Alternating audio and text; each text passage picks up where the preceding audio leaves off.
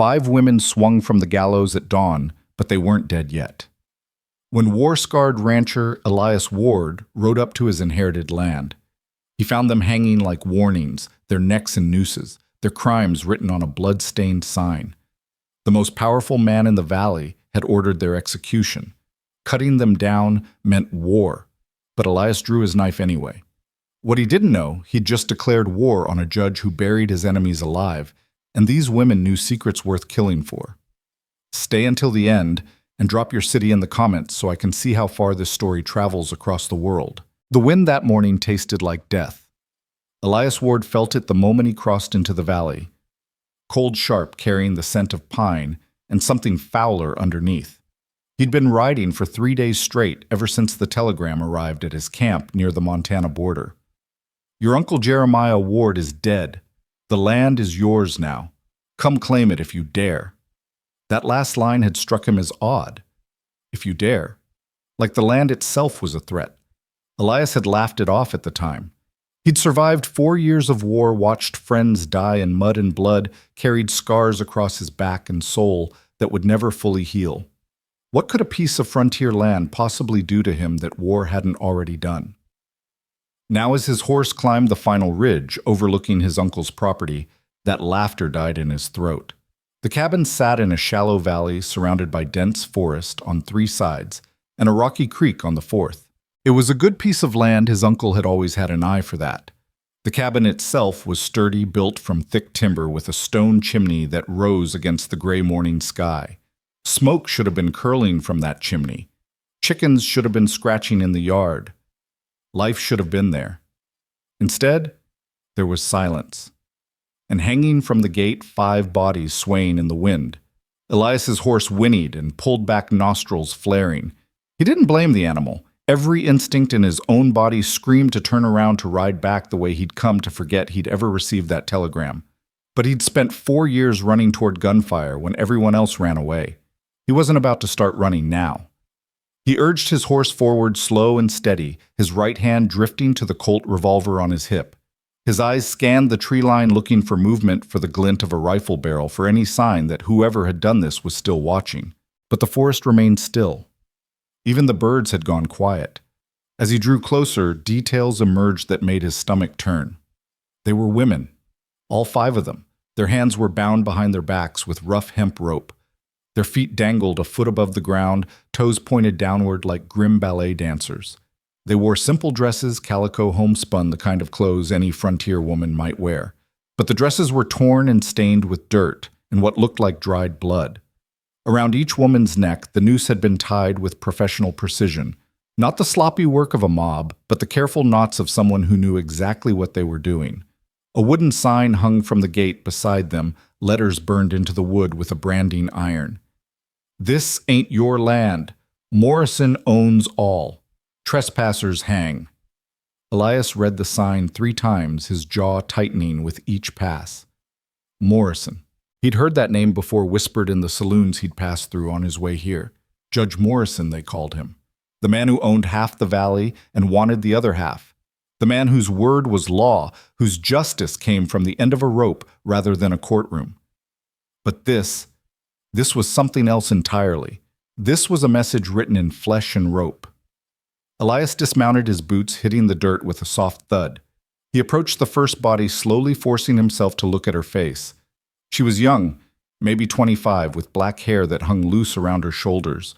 Her skin was pale lips, slightly blue. Her eyes were closed, but her face was frozen in an expression of terror and pain. Dead. Had to be. Nobody survived hanging like this. Still, something made him reach up and press 2 fingers against her throat just below the rope. He didn't expect to feel anything. He was just going through the motions the way he'd done 100 times on battlefields, checking bodies for a pulse. Faint. Irregular. But there. Elias jerked back like he'd been struck. His mind raced, trying to make sense of it. She was alive. Barely. Impossibly. But alive. The noose had been tied in a way that compressed the arteries without crushing the windpipe, completely cruel and calculated. They'd been meant to suffer, to strangle slowly, to serve as living warnings for as long as possible. His hands moved before his brain caught up. He pulled his hunting knife from his belt and sawed through the rope above her head. She dropped into his arms, a dead weight, her head lolling against his shoulder. He laid her on the ground as gently as he could and moved to the next body. The second woman had red hair, wild and tangled. She was breathing two shallow, raspy breaths that sounded like paper tearing. Elias cut her down and moved to the third. Blonde, young, trembling even in unconsciousness. The fourth woman was smaller, darker, with sharp features and calloused hands. The fifth was older than the rest, maybe 35, with brown hair streaked with gray, and a face that might have been kind once before whatever had happened to put her on that gallows. Elias worked fast, his military training kicking in. Assess, prioritize, act. He cut all 5 women down and laid them in a row on the ground, checking each pulse, each breath. All alive, all barely hanging on. He needed to get them inside, needed to warm them up, needed to get those ropes off their necks before the damage became permanent. But even as he worked, his mind was already calculating the cost of what he was doing. Someone had hung these women as a warning. Someone had left them here to die slowly, to be seen by anyone who dared approach this property. And now Elias Ward, freshly arrived heir to a dead man's land, was cutting them down. This wasn't just first aid. This was a declaration. He was telling whoever had done this that he didn't accept their authority. He was telling Judge Morrison, if that's who was behind this, that his warnings meant nothing. He was painting a target on his own back with every stroke of his knife. Elias glanced at the sign again. Morrison owns all. Not this land, he muttered under his breath. Not today. He hoisted the black-haired woman over his shoulder. She was the lightest, and carried her toward the cabin. The front door hung open, swinging slightly in the breeze. Inside the cabin was dark and cold. Furniture had been overturned. His uncle's belongings were scattered across the floor like someone had searched the place in a rage. Elias laid the woman on the floor near the fireplace and went back for the others. It took 4 more trips, his shoulders burning, with each one his war wounds protesting the effort. But he got them all inside, laid out in a row like patients in a field hospital. The fire was next. He found kindling in a box by the hearth. His uncle had always been prepared, and within minutes had flames crackling in the fireplace. The warmth spread slowly through the cabin, pushing back the cold that had settled into every corner. Then came the ropes. Elias knelt beside the first woman and carefully loosened the noose around her neck. The rope had left deep red marks in her skin, ugly welts that would scar. But her breathing steadied slightly as the pressure released. He did the same for each of them, working with the gentle precision of a man who'd seen too many fragile things broken. As he worked on the 5th woman, the older one with gray-streaked hair, her eyes fluttered open. They were brown, sharp, and filled with confusion that quickly sharpened into fear. She tried to move to pull away from him, but her body wouldn't respond. Only her eyes tracked him wide and terrified. "Easy," Elias said quietly, holding up his hands. "I'm not going to hurt you. I'm Elias Ward. This land belonged to my uncle. I found you. All of you. I'm trying to help." The woman's lips moved, but no sound came out. Her throat was too damaged, her voice stolen by the rope. "Don't try to talk," Elias continued. "Just rest. You're safe now. I got you down. I got all of you down." Something flickered in her eyes. Not relief exactly, but something close to it. Or maybe just resignation. The look of someone who'd been hurt so many times that help seemed like just another kind of trap. Over the next hour, the others began to stir. The blonde woman whimpered in her sleep, tears streaming down her cheeks. The red-haired one gasped awake like she was surfacing from deep water, her hands clawing at her throat before she realized the rope was gone. The small, dark-haired woman remained still, but her breathing grew stronger. The black-haired woman, the first one Elias had checked, was the last to wake. Her eyes opened slowly, focusing on the ceiling, then on Elias kneeling beside her. Unlike the others, she didn't panic. She just stared at him with eyes that had already seen the worst the world had to offer. "You're a fool," she whispered, her voice barely audible, raw as sandpaper. Elias couldn't help it. He laughed short and bitter. "Yeah, I've been told that before." "Morrison." She tried to continue, but the effort sent her into a coughing fit. Elias grabbed a canteen from his pack and helped her drink, supporting her head. When the coughing subsided, she tried again. "Morrison will kill you for this." Maybe, Elias said, but you're not dead yet. So I figure I'm ahead of the game. The woman studied him with those hard-knowing eyes. You don't understand what you've done. Probably not, Elias admitted, but I couldn't exactly leave you hanging there, could I? Most men would have. I'm not most men. She almost smiled at that, a ghost of an expression that didn't reach her eyes. No, I can see that. She paused, gathering strength. My name is Clarabelle. Elias. I know. I heard you tell Grace. She gestured weakly toward the older woman who was now sitting up, rubbing her throat. That's Grace. The redhead is Ruby. The blonde is Sadi. And the quiet one is Violet. As if on cue, Violet's eyes opened. She didn't speak, just looked around the cabin with a cool, assessing gaze that reminded Elias of a scout evaluating enemy territory. What happened to you? Elias asked. Why did Morrison... We saw something we shouldn't have. Clarabelle interrupted, her voice getting stronger with each word. We know things that would hang Morrison if the right people knew, so he decided to hang us first. Ruby pushed herself up on one elbow, her green eyes flashing with anger even through the pain. He thought he could silence us, string us up like animals and watch us die. But he made a mistake, Grace added, her voice hoarse but steady.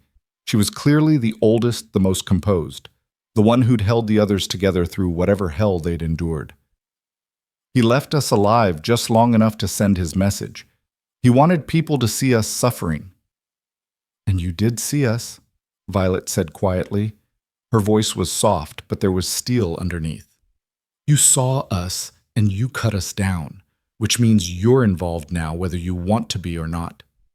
Sadi, the youngest, started crying softly. Ruby reached over and took her hand, squeezing hard. Elias sat back on his heels, trying to process what he was hearing. He'd come here for peace, for a quiet place to forget the war, and maybe rebuild something resembling a normal life. Instead, he'd stumbled into someone else's battle, one that looked just as deadly as anything he'd left behind. Tell me everything, he said finally. From the beginning. Clarabelle and Grace exchanged a glance. Some unspoken communication passed between them. Then Clarabelle nodded and began to speak. Judge Morrison controls this valley. Everyone knows that. What they don't know is how he built his empire. He doesn't just take land, he takes people. Women, mostly. Girls from passing wagon trains, widows with no protection, immigrant women who don't speak English. He takes them and they disappear. Disappear where? Elias asked, though part of him already knew the answer. Wherever there's money to be made, Ruby said bitterly. Mining camps, railroad towns, rich men's estates back east. Morrison runs a trafficking ring disguised as law enforcement. He labels women as criminals, claims they're being transported for trial, and then sells them to the highest bidder. Elias felt his blood run cold. And nobody stops him. Who's going to stop a judge? Grace asked. He writes the warrants. He signs the execution orders. He owns the sheriff. Everyone who could challenge him is either on his payroll or too scared to speak up. We weren't scared enough, Violet added softly. Sadi wiped her eyes and spoke for the first time, her voice small and frightened. I was traveling with my family. Wagon train heading west. Morrison's men attacked us at night, killed my father and brothers. They said it was Indians, but I saw Morrison there. I saw his face in the firelight. They took me and 6 other women. The others, they're gone now, sold. But I escaped. I was working in Morrison's house, Ruby said. Maid service. I saw the ledgers, the names, the money changing hands. When I tried to leave, they said I'd stolen from him, put me in chains. Grace's story was quieter, sadder. I was a school teacher. Morrison wanted my land. I inherited it from my husband after he died. When I wouldn't sell, he claimed my husband owed him money, debts that didn't exist. He said I could work it off in his special employment. Violet didn't share her story, but the look in her eyes told Elias it was no less horrific than the others. And you, Elias asked Clarabelle, what did you do to end up on Morrison's list? Clarabelle's smile was sharp as broken glass. I shot one of his men. He was dragging a 14-year-old girl out of her mother's house. I put a bullet in his shoulder and helped the girl escape. Morrison called it attempted murder, said I was a dangerous criminal who needed to be executed as an example. So he hung you, Elias said slowly, but not quite enough to kill you, just enough to make you suffer. He wanted us to strangle slowly, Grace confirmed, to be seen, to warn anyone else who might think about opposing him. Your uncle... She hesitated. Elias leaned forward. What about my uncle? Jeremiah Ward was a good man, Grace said carefully. He knew about Morrison. He was gathering evidence, talking to people, building a case to bring to the federal marshals. Morrison found out. 3 weeks ago, your uncle was found dead in his cabin. They said it was his heart, but you don't believe that, Elias finished. Nobody who knew him believed it, Clarabelle said. Jeremiah was healthy as a horse, and the day after he died, Morrison's men tore this place apart looking for something. Documents, probably. Evidence. Elias looked around the ransacked cabin with new eyes. This wasn't random violence. This was a search operation. Did they find what they were looking for? We don't know, Grace admitted. But we think Jeremiah hid something. Something Morrison wants badly enough to kill for. Before Elias could respond, a sound from outside froze them all. Hoofbeats, multiple horses, coming fast. Violet moved first, rolling to her feet despite the pain, moving to the window with the silent grace of a predator. She peered through a gap in the shutters, her face going pale. 8 riders, she said quietly. Maybe 10. All armed. They're heading straight for us, Ruby cursed under her breath. Sadie whimpered. Grace put a steadying hand on the girl's shoulder. Clarabelle looked at Elias, and in her eyes he saw a question. What are you going to do? Elias stood his hand instinctively checking his revolver. His rifle was still on his horse outside. He had maybe 30 rounds of ammunition total. Against 10 armed men, those were terrible odds. The smart play was to hand the women over, to claim he'd found them like this, that he was just checking his property, that he wanted no part of whatever war existed between them and Morrison. He could walk away clean, keep his land, stay alive. The war had taught him that survival sometimes meant making hard choices. It had taught him that heroes died young, that nobility was a luxury the living couldn't afford. But it had also taught him something else, that some lines once crossed changed you forever. That there were moments when doing nothing was the same as pulling the trigger yourself. Elias looked at the 5 women, bruised, battered, terrorized, but not broken. They'd survived something meant to destroy them, and now they were looking at him, waiting to see what kind of man he really was. He thought about his uncle Jeremiah Ward gathering evidence against a corrupt judge, a good man who'd died because he couldn't look away from injustice. He thought about the telegram, "Come claim it if you dare." Maybe this was what it had meant all along. Not a threat, but a test. A question, are you your uncle's nephew? Are you the kind of man who stands up even when it costs everything? The hoofbeats were getting closer. Elias could hear men's voices now, rough and confident. He walked to the door and stood in the frame, silhouetted against the morning light. His hand rested on his revolver, but he didn't draw it. Not yet. Stay inside, he told the women, and get ready to move fast if things go sideways. You can't fight them all, Clarabelle said. Probably not, Elias agreed. But I can make them think twice about coming through that door. The riders appeared through the trees, 10 men on horseback, all carrying rifles or shotguns. They spread out in a semicircle around the cabin, professional and practiced. These weren't random thugs. They were Morrison's personal enforcement squad. The man in the center was older, maybe 50, with a silver badge pinned to his vest. Sheriff's badge. He sat tall in his saddle, regarding Elias with the cold assessment of a man used to being obeyed. "Morning, stranger," the sheriff called out, his voice friendly in a way that didn't reach his eyes. "I'm Sheriff Dalton. You must be the nephew. Elias Ward, is it?" "It is." Elias confirmed, keeping his voice neutral. "Sorry about your uncle. Jeremiah was a good man. Heart trouble, they said. Terrible shame." Dalton shook his head in mock sympathy. "I see you found our decorations." "Your decorations?" "Those women hanging from your gate, criminals all of them, sentenced by Judge Morrison himself. We strung them up this morning as a warning to other lawbreakers." Is that so?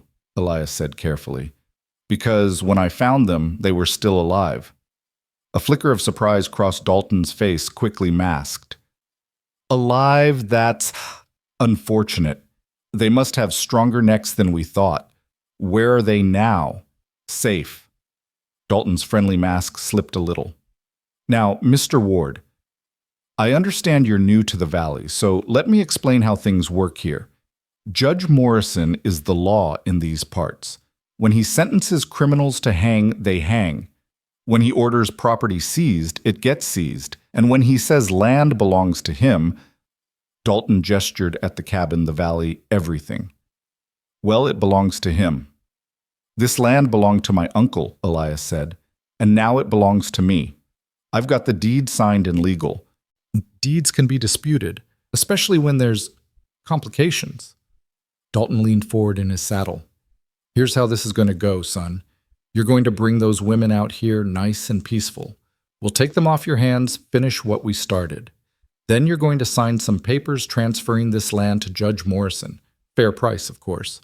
And then you're going to ride out of this valley and never come back.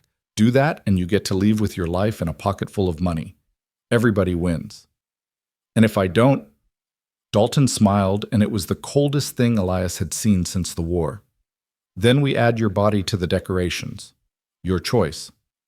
For a long moment, Elias stood silent, weighing options. 10 armed men, 5 injured women, a cabin with minimal defensible positions, ammunition that wouldn't last through a sustained firefight. Every tactical consideration said to fold, to negotiate, to survive. But then he remembered the feel of that first woman's pulse beneath his fingers. Barely there, but fighting to stay alive. He remembered Clarabelle's voice, "You're a fool," and his own response, "Yeah. I've been told that before. Some battles you fought because you could win. Others you fought because not fighting would kill something inside you more permanently than any bullet could." Elias Ward had spent 4 years in a war that had turned good men into ghosts. He'd killed when he had to compromise, when he must looked away from horrors he couldn't stop. He'd survived by learning when to fight and when to retreat. But he'd also learned something else, that the worst scars weren't the ones you carried on your body. They were the ones you carried on your soul, the memories of moments when you could have stood up and didn't. The faces of people you could have saved but walked past instead. He'd carry a lot of those scars to his grave, but he didn't have to add 5 more today. "Sheriff Dalton," Elias said, his voice calm and clear. "I appreciate the offer, but I'm going to have to decline. This land belonged to my uncle Jeremiah Ward, who I'm told was a good man standing against a corrupt judge. That makes it sacred ground in my book. As for those women, they're under my protection now. Anyone who wants them will have to go through me to get them." The sheriff's face hardened. "You're making a serious mistake, boy." "Probably," Elias agreed. "But it's my mistake to make. This is my land, legal and proper. You want it? Come back with papers that say otherwise, signed by someone other than Morrison. Until then, you're trespassing on private property. I'm going to ask you once politely to turn around and ride out of here. And if we don't..." One of the riders challenged a younger man with a cruel face. Elias finally let his hand drop to his revolver, still not drawing but making the threat clear. "Then we find out how many of you make it back to town to tell Morrison what happened." It was a bluff mostly. Elias knew he couldn't win a straight fight, but he also knew something about men like these. They were used to easy prey to victims who cowered and begged. They weren't expecting resistance, weren't prepared for someone to look them in the eye and call their bluff right back. Dalton stared at him for a long moment, calculating. His men shifted in their saddles, hands moving toward weapons. The tension stretched like a wire pulled too tight. Then from inside the cabin, Clarabelle's voice rang out stronger than it had any right to be. "Sheriff Dalton, I want you to know something. We wrote it all down, everything we saw, everything we know about Morrison's operation. Names, dates, places. We sent copies to 3 different federal marshals along with evidence. If anything happens to us, it all goes public. Morrison hangs, and everyone who works for him hangs right alongside him." It was brilliant. Elias didn't know if it was true, but it didn't matter. The threat was enough. Dalton's face went pale, then red with anger. "You're lying." "Maybe," Clarabelle called back. You willing to bet your neck on it? The sheriff looked at his men, saw the uncertainty spreading through their ranks. They'd signed up to intimidate and kill people who couldn't fight back, not to start a war that might end with federal marshals hanging them for human trafficking. This isn't over, Dalton said, pulling his horse around. Morrison will hear about this. All of you are dead. You just don't know it yet.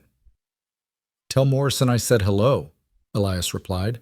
Tell him Elias Ward is home. And tell him this land isn't for sale. The riders withdrew slowly, reluctantly looking back over their shoulders like wolves being driven from a kill. Elias stood in the doorway until they disappeared into the trees, until the sound of hoofbeats faded to nothing. Only then did he allow himself to breathe. When he turned back to the cabin, all 5 women were standing supporting each other, watching him with expressions he couldn't quite read. That was the stupidest, bravest thing I've ever seen, Ruby said finally. Were you lying? Elias asked Clarabelle. About the evidence? She smiled, a real smile this time, fierce and sharp. Yes and no.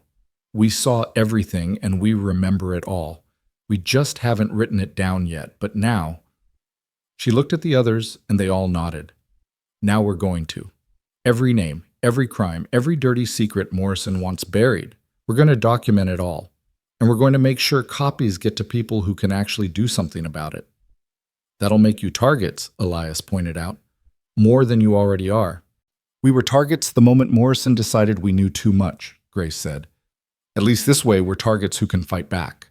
Violet moved to the window, her sharp eyes scanning the forest. They'll be back. Probably with more men. Morrison won't let this stand. Let them come, Ruby said, though her voice shook slightly. We've survived his worst already. We're not running anymore. Sadi the youngest looked at Elias with something like hope in her eyes. You really meant it, about protecting us. Elias thought about lying, about giving some qualified answer that would let him walk away if things got too dangerous. But these women had already been lied to enough. I meant it, he said simply. You're under my roof now. That makes you family. And I don't abandon family. Even if it costs you everything, Grace asked gently. Especially then, Elias replied. I've got nothing to lose but my life, and I've been willing to lose that for a lot less worthy causes. Clarabelle stepped forward and extended her hand. Then I guess we're in this together. Partners. Elias took her hand. Her grip was surprisingly strong for someone who'd been half strangled an hour ago. Partners, he agreed. As they shook on it, Elias felt the weight of what he'd just committed to settling onto his shoulders. He'd inherited more than land from his uncle. He'd inherited a war. And unlike the war he'd left behind, this one didn't have armies or clear battle lines. This one would be fought in shadows with an enemy who wore a badge and called himself Justice.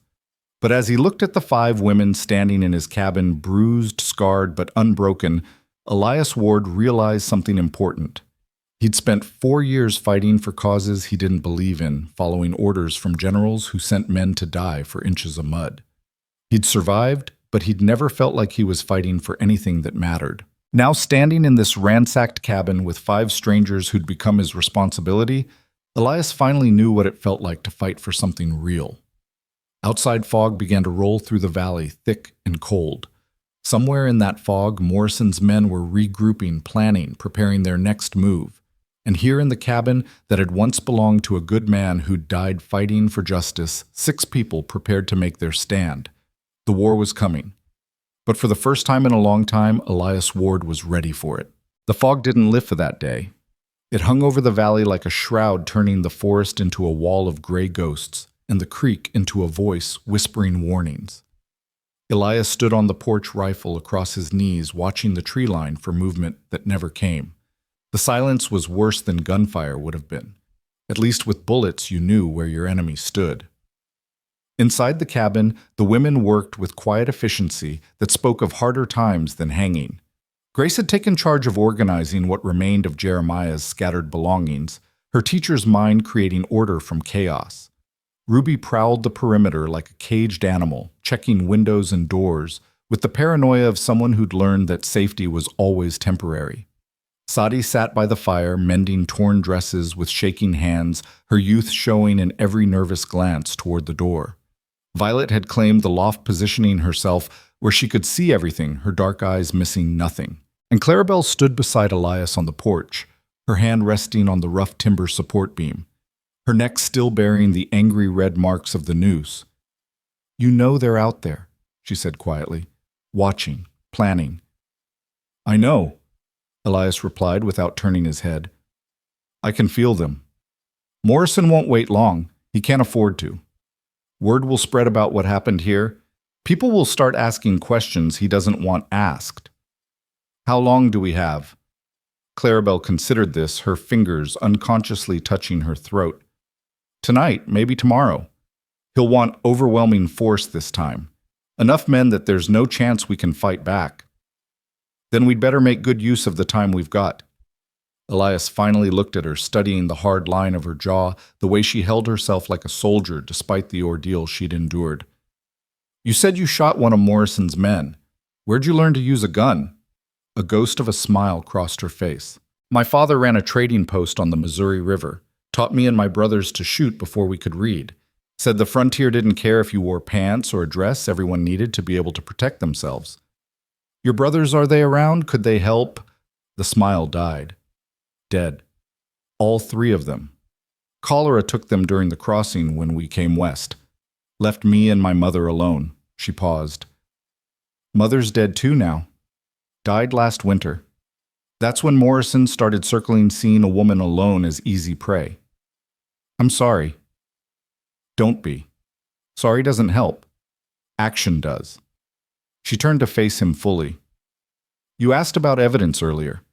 I need to tell you what we actually saw, what we know.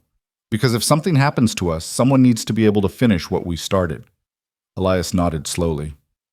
"I'm listening." But before Clarabelle could continue, Ruby appeared in the doorway, her red hair catching what little light penetrated the fog. "Grace found something," she said urgently.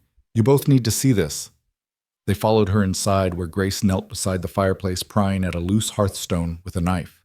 The older woman's hands were steady, practiced, as if she'd done this kind of delicate work before. "I was cleaning up the mess Morrison's men made," Grace explained without looking up, "and I noticed something odd. This stone was already loose but recently. Someone had pried it up and put it back. Your uncle, probably." With a final twist, the stone came free. Beneath it was a hollow space, and inside that space was a leather satchel carefully wrapped in oilcloth to protect it from moisture. Grace pulled it out reverently and handed it to Elias. "I think this is what they were looking for." Elias opened the satchel with hands that wanted to shake but didn't. Inside were papers, dozens of them, covered in his uncle's familiar cramped handwriting. Letters, ledgers, witness statements, maps with routes marked in red ink, and photographs, grainy images that showed women being loaded into wagons, men exchanging money. Morrison himself standing beside a railroad car with a man in an expensive suit. "Dear God," Elias breathed. He documented everything. Clarabelle leaned over his shoulder, scanning the papers rapidly. "This is it. This is what we needed. Names, dates, transaction amounts. He's got Morrison dead to rights for human trafficking fraud murder." She stopped suddenly, her finger pointing at one particular document. "Wait, look at this." It was a property deed, but not for Jeremiah's land. This was for a much larger parcel, nearly 10,000 acres spanning the entire western portion of the valley. The owner was listed as Eleanor Morrison, wife of Judge Clayton Morrison. "Morrison's wife owns half the valley," Ruby said slowly, reading over their shoulders. "Not Morrison himself. Which means legally he can't sell it or use it as collateral." Grace added, her teacher's mind immediately grasping the implications. "Everything he's built his empire on, it's not even his." Violet descended from the loft, with silent grace appearing at Elias's elbow, so suddenly he nearly jumped. "There's more," she said quietly, pointing to another document. "Read the date on Eleanor Morrison's death certificate." Elias found the paper she indicated. It was an official death certificate signed by a doctor and countersigned by Morrison himself as a county official. Eleanor Morrison, dead of consumption, buried in the town cemetery. Except beneath that document was another piece of paper, a letter in Jeremiah's handwriting. "Eleanor Morrison is alive," Elias read aloud. "I've spoken with her. She's being held against her will in a private sanatorium 200 miles north, drugged and isolated. Morrison faked her death to gain control of her property. She wants to come home, wants to testify, but she's too weak to travel and too scared of what Morrison will do if he discovers she's talking. She asked me to help her. I promised I would. The cabin fell silent except for the crackle of the fire. Everyone was thinking the same thing. Jeremiah Ward had been murdered, for this knowledge killed before he could make good on his promise to Eleanor Morrison. "This changes everything," Clarabelle said finally. "If Eleanor Morrison is alive and willing to testify, Morrison's entire empire collapses. Every deed he's forged, every property he's stolen, every woman he's sold, it all comes crashing down." "But we have to get to her first," Ruby pointed out. "And Morrison has to have figured out by now that his wife is a threat. Once he hears about today about us being alive, he'll know we might have access to Jeremiah's evidence. He'll move Eleanor, or worse, he'll kill her," Violet finished coldly. "Clean up all the loose ends at once." Sadi spoke up from her place by the fire, her voice small but determined. "Then we have to go get her, tonight before Morrison can act." 200 miles through Morrison's territory. Ruby shook her head. "We'd never make it. He's got men stationed at every crossroads, every ferry crossing. We'd be caught before we got 50 miles.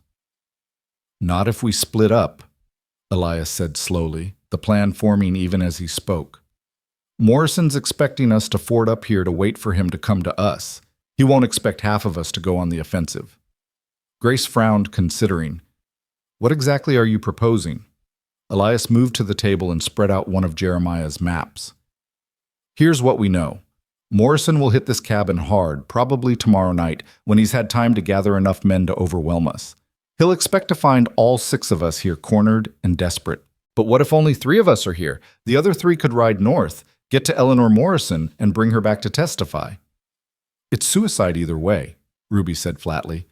3 people can't hold this cabin against Morrison's army, and 3 people traveling through his territory will be spotted and hunted down." "Not if we're smart about it," Clarabelle interjected, her eyes gleaming with dangerous intelligence. She pointed at the map. "Morrison controls the main roads and crossings, but there are other ways. Hunting trails, old Indian paths, creek beds that can be followed in the dark. I grew up in this territory. I know routes that Morrison's men don't even know exist." "And defending the cabin?" Grace asked. "How do 3 people hold off an army?" Elias smiled grimly. "They don't. They make Morrison think there's an army in here. We set up defensive positions that make it look like we're fortified for a siege. Keep fires burning in multiple rooms, silhouettes moving past windows, make noise like there are a dozen people preparing for battle. When they hit us, we fight just hard enough to make them cautious, to make them think twice before rushing the doors. We don't need to win, we just need to buy time." "Time for what?" Sadi asked. "For the cavalry to arrive," Elias said. Clarabelle mentioned sending evidence to federal marshals. "We haven't done that yet, but we're going to. Tonight. We'll make copies of everything in this satchel. 1 set goes with the group heading north to get Eleanor. 1 set gets sent to the nearest federal marshal's office with a request for immediate assistance, and 1 set stays here hidden in case everything goes to hell." Violet nodded slowly. "It could work. If Morrison thinks we're all trapped here, he won't be watching the northern routes as carefully. And if he does hit the cabin before the marshals arrive, at least some of us will survive to tell the story." "But who goes where?" Ruby demanded. "We're all targets. We're all in danger. How do we decide who stays to fight and who runs?" The question hung in the air like smoke. Elias looked around the cabin at 5 women who'd already been through hell, who'd survived hanging and torture and the casual cruelty of a man who thought he owned them. They were all damaged, all scared, all brave in ways that made his war medals feel like cheap tin. "I'll stay," he said finally. "This is my land, my fight. I'm the one Morrison came for in the first place." "Then I stay too," Clarabelle said immediately. "I'm the one who shot his man. He wants me dead almost as much as he wants you gone. And besides," she gestured at her neck at the marks that would scar forever, "I've got a score to settle." "I'm staying," Ruby announced, crossing her arms. "I saw his ledgers. I worked in his house. I can testify to what I witnessed. Plus, I'm a better shot than half the men in this territory, and you'll need every gun you can get." That left Grace, Violet, and Sadi to make the dangerous journey north. The older woman, the quiet scout, and the traumatized girl, not exactly a warrior's trio, but maybe that was the point. They'd attract less attention than Clarabelle or Ruby would. Grace seemed to read his thoughts. We'll be careful. Violet knows how to move unseen, and I'm tougher than I look. We'll get to Eleanor Morrison and we'll bring her back alive. What about me? Sadie asked quietly. I'm not strong like Ruby or smart like Grace or skilled like Violet. What good am I? Violet surprised everyone by putting a hand on the young woman's shoulder. You're a survivor, Sadie. You escaped Morrison once already. You've got courage you haven't even discovered yet, and Eleanor Morrison is going to be scared, confused, drugged. She's going to need someone gentle to help her, someone who understands what it's like to be Morrison's victim. That's you. Sadie's eyes filled with tears, but she nodded. Okay, I'll do my best. Then it's settled, Elias said. We've got until sunset to prepare. Grace, Violet, Sadie, you three gather what you need for the journey. Travel light, move fast. Clarabelle, Ruby, and I will start setting up our defenses and making copies of these documents. The next few hours passed in a blur of frantic preparation. Grace proved to be a meticulous copyist, her teacher's handwriting clear and precise as she duplicated Jeremiah's evidence page by page. Violet scouted the surrounding forest, memorizing routes and checking for watchers. Ruby helped Elias reinforce the cabin's doors and shutters, her hands skilled with hammer and nails, despite their trembling. Clarabelle and Sadie worked on provisions, dividing ammunition packing food that wouldn't spoil filling canteens from the creek. As they worked, Clarabelle told her story more fully, her voice steady but haunted. The girl Morrison's man was taking her name was Annie. She was 14 years old, and she'd just lost her parents to fever. Morrison's man, a bastard named Cutter, showed up claiming the parents owed Morrison money, said Annie would work off the debt in a mining camp up north. But I'd heard stories about those camps about what happened to girls who went there. So when Cutter tried to drag Annie out of the house, I shot him. You saved her life, Sadie said softly. I tried to. But Morrison's men came for me that night. They took me before I could run, before I could warn anyone else. They hung me alongside Grace, Ruby, Violet, and you, all of us knowing too much, all of us in Morrison's way. Clarabelle's hand went to her throat again. When I felt that rope tighten, when I couldn't breathe, I thought about Annie. I hoped she'd gotten away, hoped my death wouldn't be for nothing. Where is she now? Sadie asked. Is she safe? I don't know, Clarabelle admitted. But if we survive this, if we bring Morrison down, maybe I can find out. Maybe I can make sure no other girl suffers what we suffered. By late afternoon, 3 sets of documents were ready, carefully sealed in waterproof packets. One set went into Grace's saddlebag. One went with a young Mexican boy Elias paid handsomely to ride hard to the federal marshal's office in Silver Creek, 3 days' journey east. The third set went back under the hearthstone along with a letter Elias wrote, explaining everything in case none of them survived. As the sun began its descent, painting the fog gold and orange, the 6 of them gathered in the cabin one last time. They stood in a circle around the rough wooden table, hands joined, an unlikely family forged by violence and survival. I don't know what's going to happen, Elias said quietly. I don't know if we'll all survive this. But I want you to know, all of you, that meeting you, fighting alongside you, it's given me something I thought I'd lost in the war. Purpose, worth, a reason to keep going. We're going to win, Ruby said fiercely. We're going to bring Morrison down, rescue his wife, and watch that bastard hang from his own gallows. And if we don't, Grace added gently, at least we'll have stood for something that mattered. Sometimes that's all we can do, stand up when others won't fight, when others can't be the voices for those who've been silenced.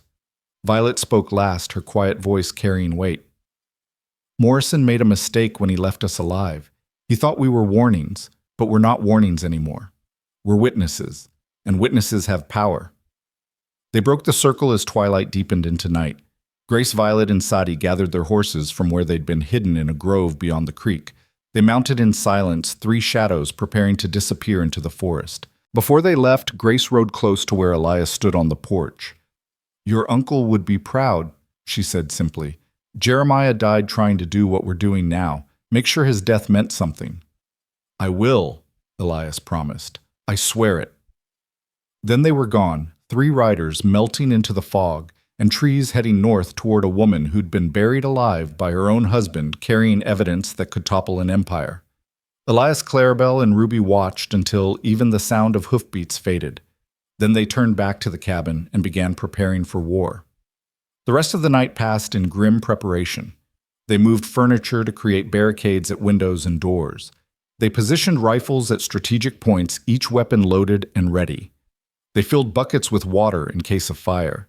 They created dummy figures from clothing and blankets, positioning them near windows to create the illusion of multiple defenders. Ruby proved to be a tactical genius, suggesting angles of fire and overlapping fields of coverage that would have impressed any military commander. Clarabelle moved with quiet efficiency, her hands steady as she loaded cartridges and checked firing mechanisms. And Elias drew on 4 years of war experience, turning the simple cabin into a fortress that could hold at least for a while against superior numbers. As midnight approached, they took a brief rest sitting around the fire with rifles across their laps, drinking bitter coffee that Grace had made before leaving.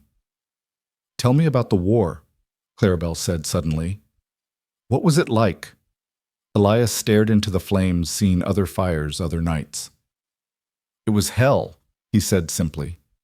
4 years of watching boys turn into ghosts, of following orders that made no sense, of killing men who were probably just as scared and tired as we were. I survived when better men didn't. I came home when friends didn't. And I've been trying to figure out what to do with this borrowed time ever since.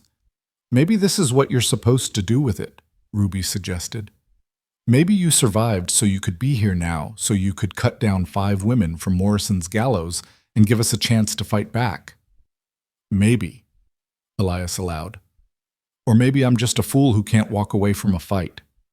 Clarabelle laughed quietly. We're all fools then. Ruby could have kept her head down, never looked at Morrison's ledgers. Grace could have sold her land and moved away. Violet never had to help the others escape. Sadie could have stayed quiet about what she saw. And I could have let Cutter take Annie, could have told myself it wasn't my problem. She met his eyes across the fire. But we didn't, because some things are more important than survival. Some things are worth dying for. Like justice, Elias asked. Like justice, Clarabelle agreed. Like knowing you stood up when it mattered. Like looking at yourself in the mirror and recognizing the person looking back. They fell silent, then each lost in their own thoughts. The fire burned low. The fog pressed against the windows like something alive, something hungry.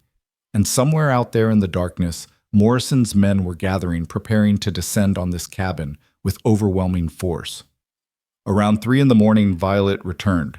She appeared so suddenly and silently that Elias nearly shot her his rifle halfway to his shoulder before he recognized her shadow in the doorway.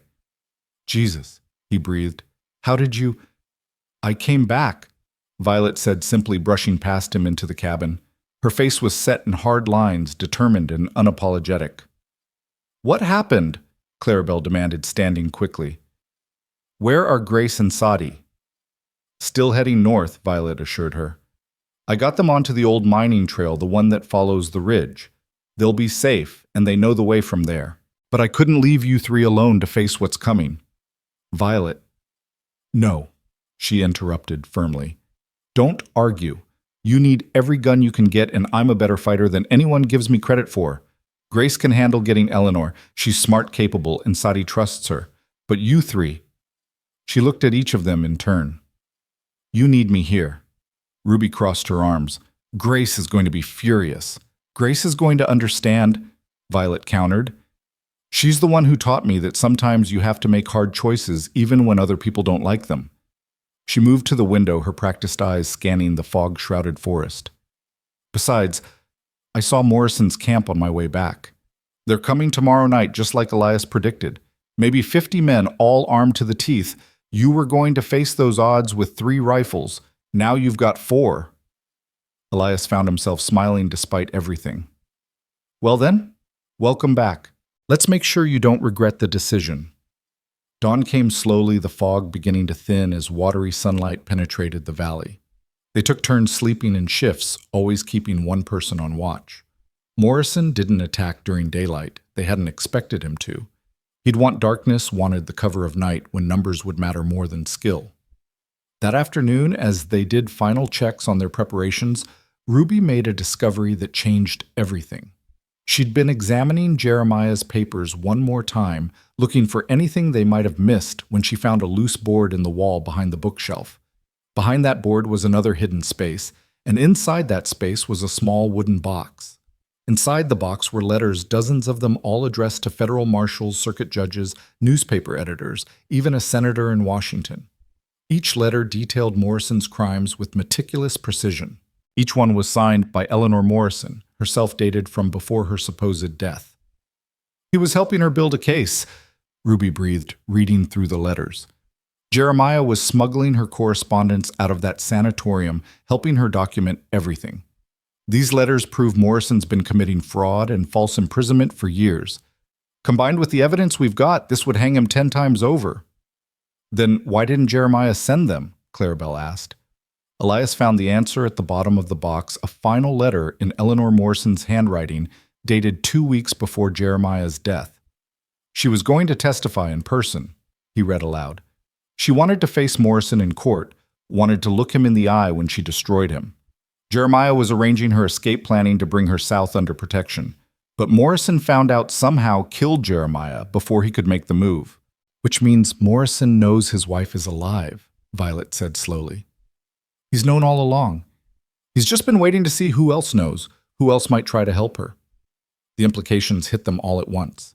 Eleanor Morrison wasn't just leverage, she was bait. Morrison had kept her alive, kept her isolated, waiting to see who would come for her. And now Grace and Sadie were riding straight into a trap. We have to warn them, Ruby said urgently. We have to. We can't, Elias interrupted, hating the words even as he spoke them. They're 2 days gone already, moving fast through rough country. By the time we caught up, Morrison's men would be here. All we'd accomplish is getting all of us killed. So we just let them walk into it. Ruby's voice rose with anger and fear. We trust them, Clarabelle said firmly. Grace is smart.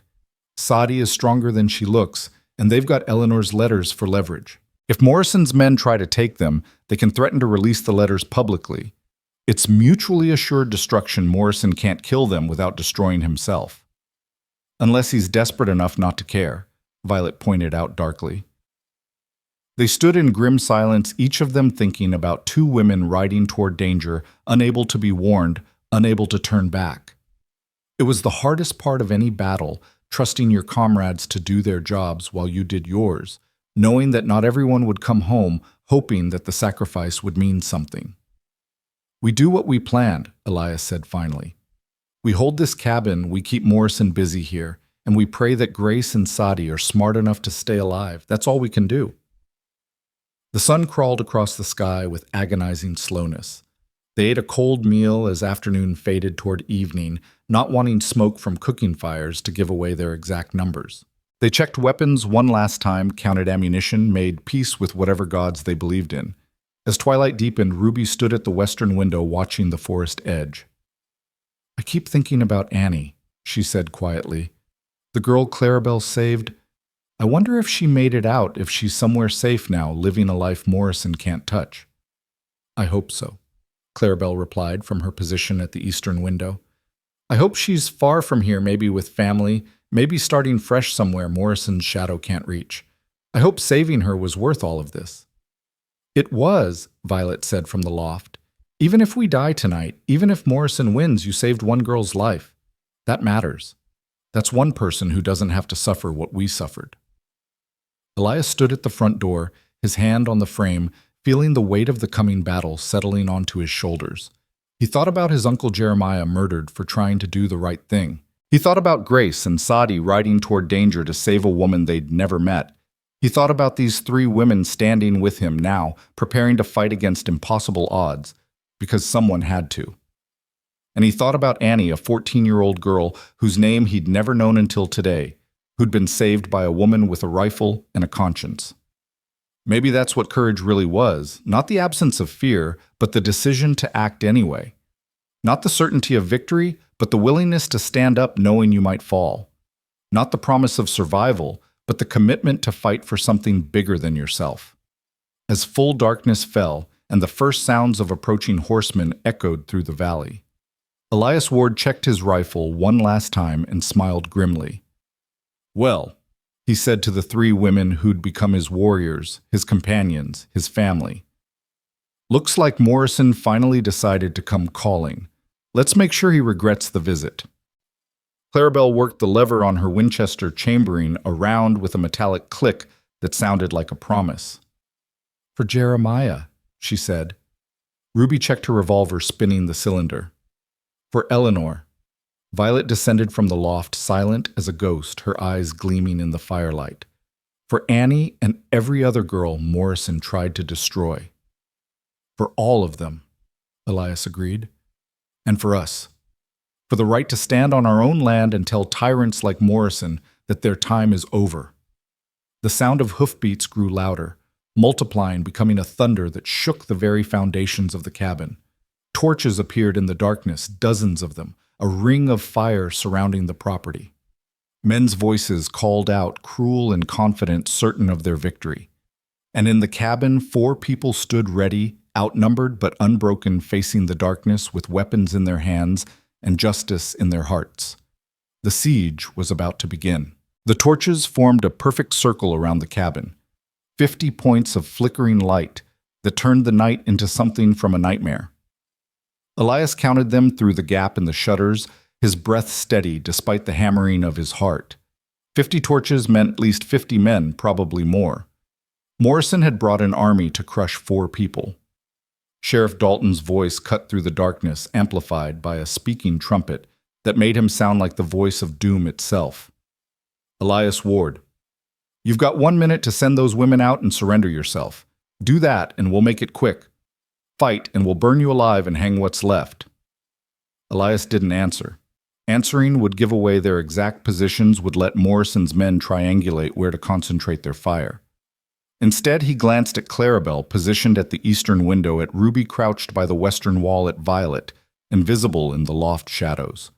They were all watching him, waiting for his signal. He nodded once. Clarabelle struck a match and lit a lantern, then moved it to a different window before ducking back to her position. Ruby did the same on her side. In the loft, Violet used a long pole to shift one of their dummy figures so its silhouette appeared in the upper window. To anyone outside, it would look like the cabin was full of defenders, all armed and ready. 30 seconds passed.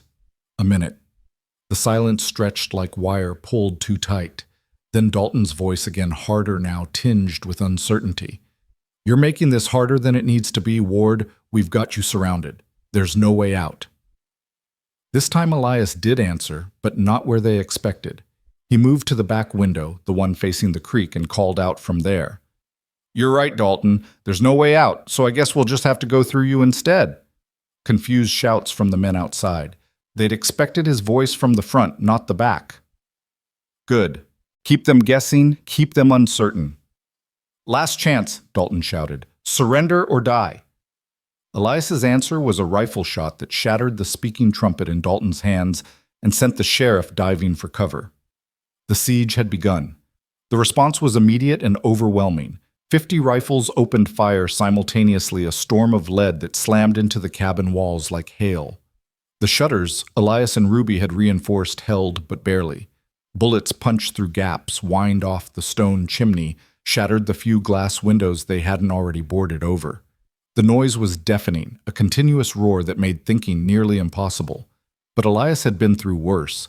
He'd stood in trenches while artillery screamed overhead, had held positions while waves of enemy soldiers crashed against fortified lines. This was just another kind of storm, and he knew how to weather it. "Hold fire," he shouted to the others. "Don't waste ammunition. Let them shoot themselves empty." They crouched behind their barricades while the world exploded around them. Ruby had her hands over her ears, eyes squeezed shut, but her rifle remained ready. Clarabelle's face was pale but determined, her breathing controlled despite the chaos. Violet remained motionless in the loft, a statue carved from shadow and resolve. The initial fusillade lasted maybe 2 minutes, though it felt like hours. When it finally stopped, the silence was almost as shocking as the noise had been. Elias's ears rang. Smoke drifted through the cabin from dozens of bullet holes, but they were all still alive, all still capable of fighting. "Damage report," Elias called softly. "Eastern walls compromised," Clarabelle reported. One of the shutters is hanging by a nail, but it's holding for now. West side solid, Ruby added. They're concentrating fire on the front and back. Loft's clear, Violet said from above. But they've got sharpshooters in the trees. I can see their muzzle flashes. They're trying to pin us down while the main force advances. Smart tactics. Morrison had hired professionals, not just thugs. This was going to be harder than Elias had hoped. Violet, can you suppress those sharpshooters? He asked. Just keep them nervous, make them think twice about exposing themselves. Already on it, she replied. A moment later, her rifle cracked once, twice. Someone in the trees yelped in pain or surprise. The sharpshooter's fire slackened noticeably. Outside, Dalton was rallying his men. Elias could hear him shouting orders, organizing them into assault groups. They'd learned their lesson: overwhelming firepower alone wouldn't dislodge defenders who knew what they were doing. Now they'd try to rush the cabin, use their superior numbers to overwhelm the doors and windows. Here they come, Ruby warned, peering through a gap in her shutter. 20 men, maybe 30, moving up from the west side. I've got movement on the east too, Clarabelle added. They're coming from both sides at once.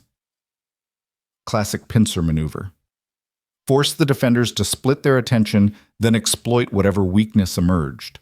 Elias had seen it 100 times, had executed it himself on occasion, but he'd also seen it fail when the defenders were disciplined and well-positioned. Ruby, Clarabelle, wait until they're close. Let them think we're not watching, then light them up. Violet, cover the front. I'll take the back. If anyone gets through, we fall back to the center and make our stand around the fireplace. They moved into position. The sound of boots on dirt grew louder, accompanied by harsh breathing and whispered curses.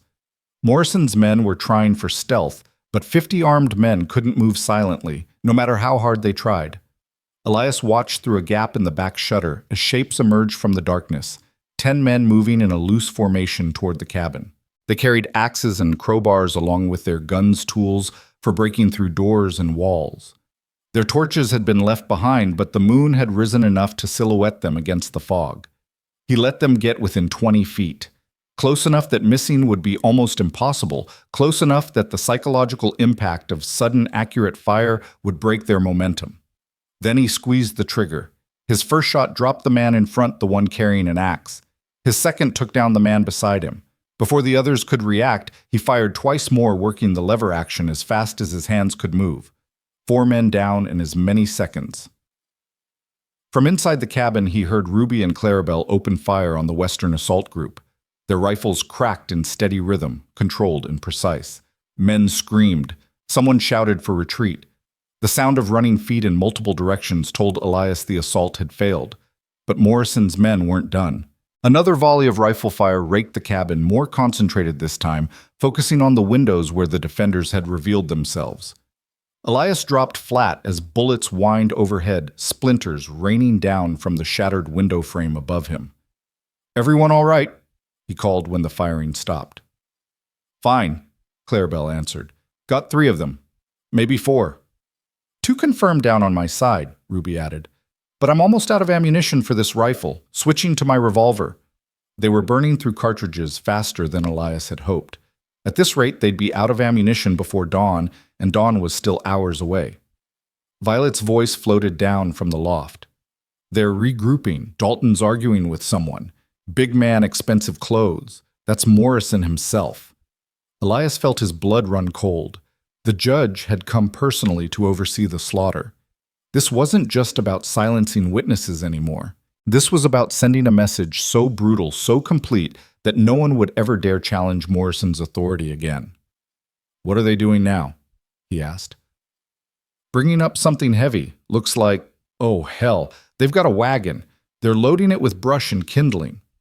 Elias understood immediately. They were going to try to burn them out, fill a wagon with flammable material, set it ablaze, and ram it into the cabin. The old wood would catch fire within minutes, and they'd be forced to flee into the open, where Morrison's men would be waiting. "We need to stop that wagon before they get it moving," he said urgently. "Violet, can you hit the horses?" "I can try, but they're keeping them back in the tree line. I'd be shooting at shadows." Ruby spoke up from her position by the western wall. "What if we went on the offensive?" "They're not expecting us to attack." If a couple of us slipped out and hit them from an unexpected angle, suicide, Clarabelle interrupted. We'd be cut down before we got 10 feet. Not if we cause a distraction, Ruby argued. Something big enough to draw their attention away from the wagon. Something that makes them think we're panicking. Elias considered this. It was risky, bordering on insane, but it might be their only chance. If that wagon reached the cabin, they were finished. At least this way they'd be taking the fight to Morrison instead of waiting to be burned alive. What kind of distraction? He asked. Ruby's smile in the firelight was fierce and reckless. We've got lantern oil, don't we? And we've got bottles. What if we made some improvised explosives, throw them into the middle of Morrison's men, cause chaos and fire? While they're dealing with that, two of us slip out the back and sabotage the wagon. It was the kind of plan that would have gotten Ruby court-martialed in a regular army. It was also exactly the kind of desperate, unexpected move that sometimes worked when conventional tactics failed. I'll go, Clarabelle said immediately. I know how to move quietly in the dark. My father taught me to hunt. I should go too, Violet added. This kind of work is what I'm good at.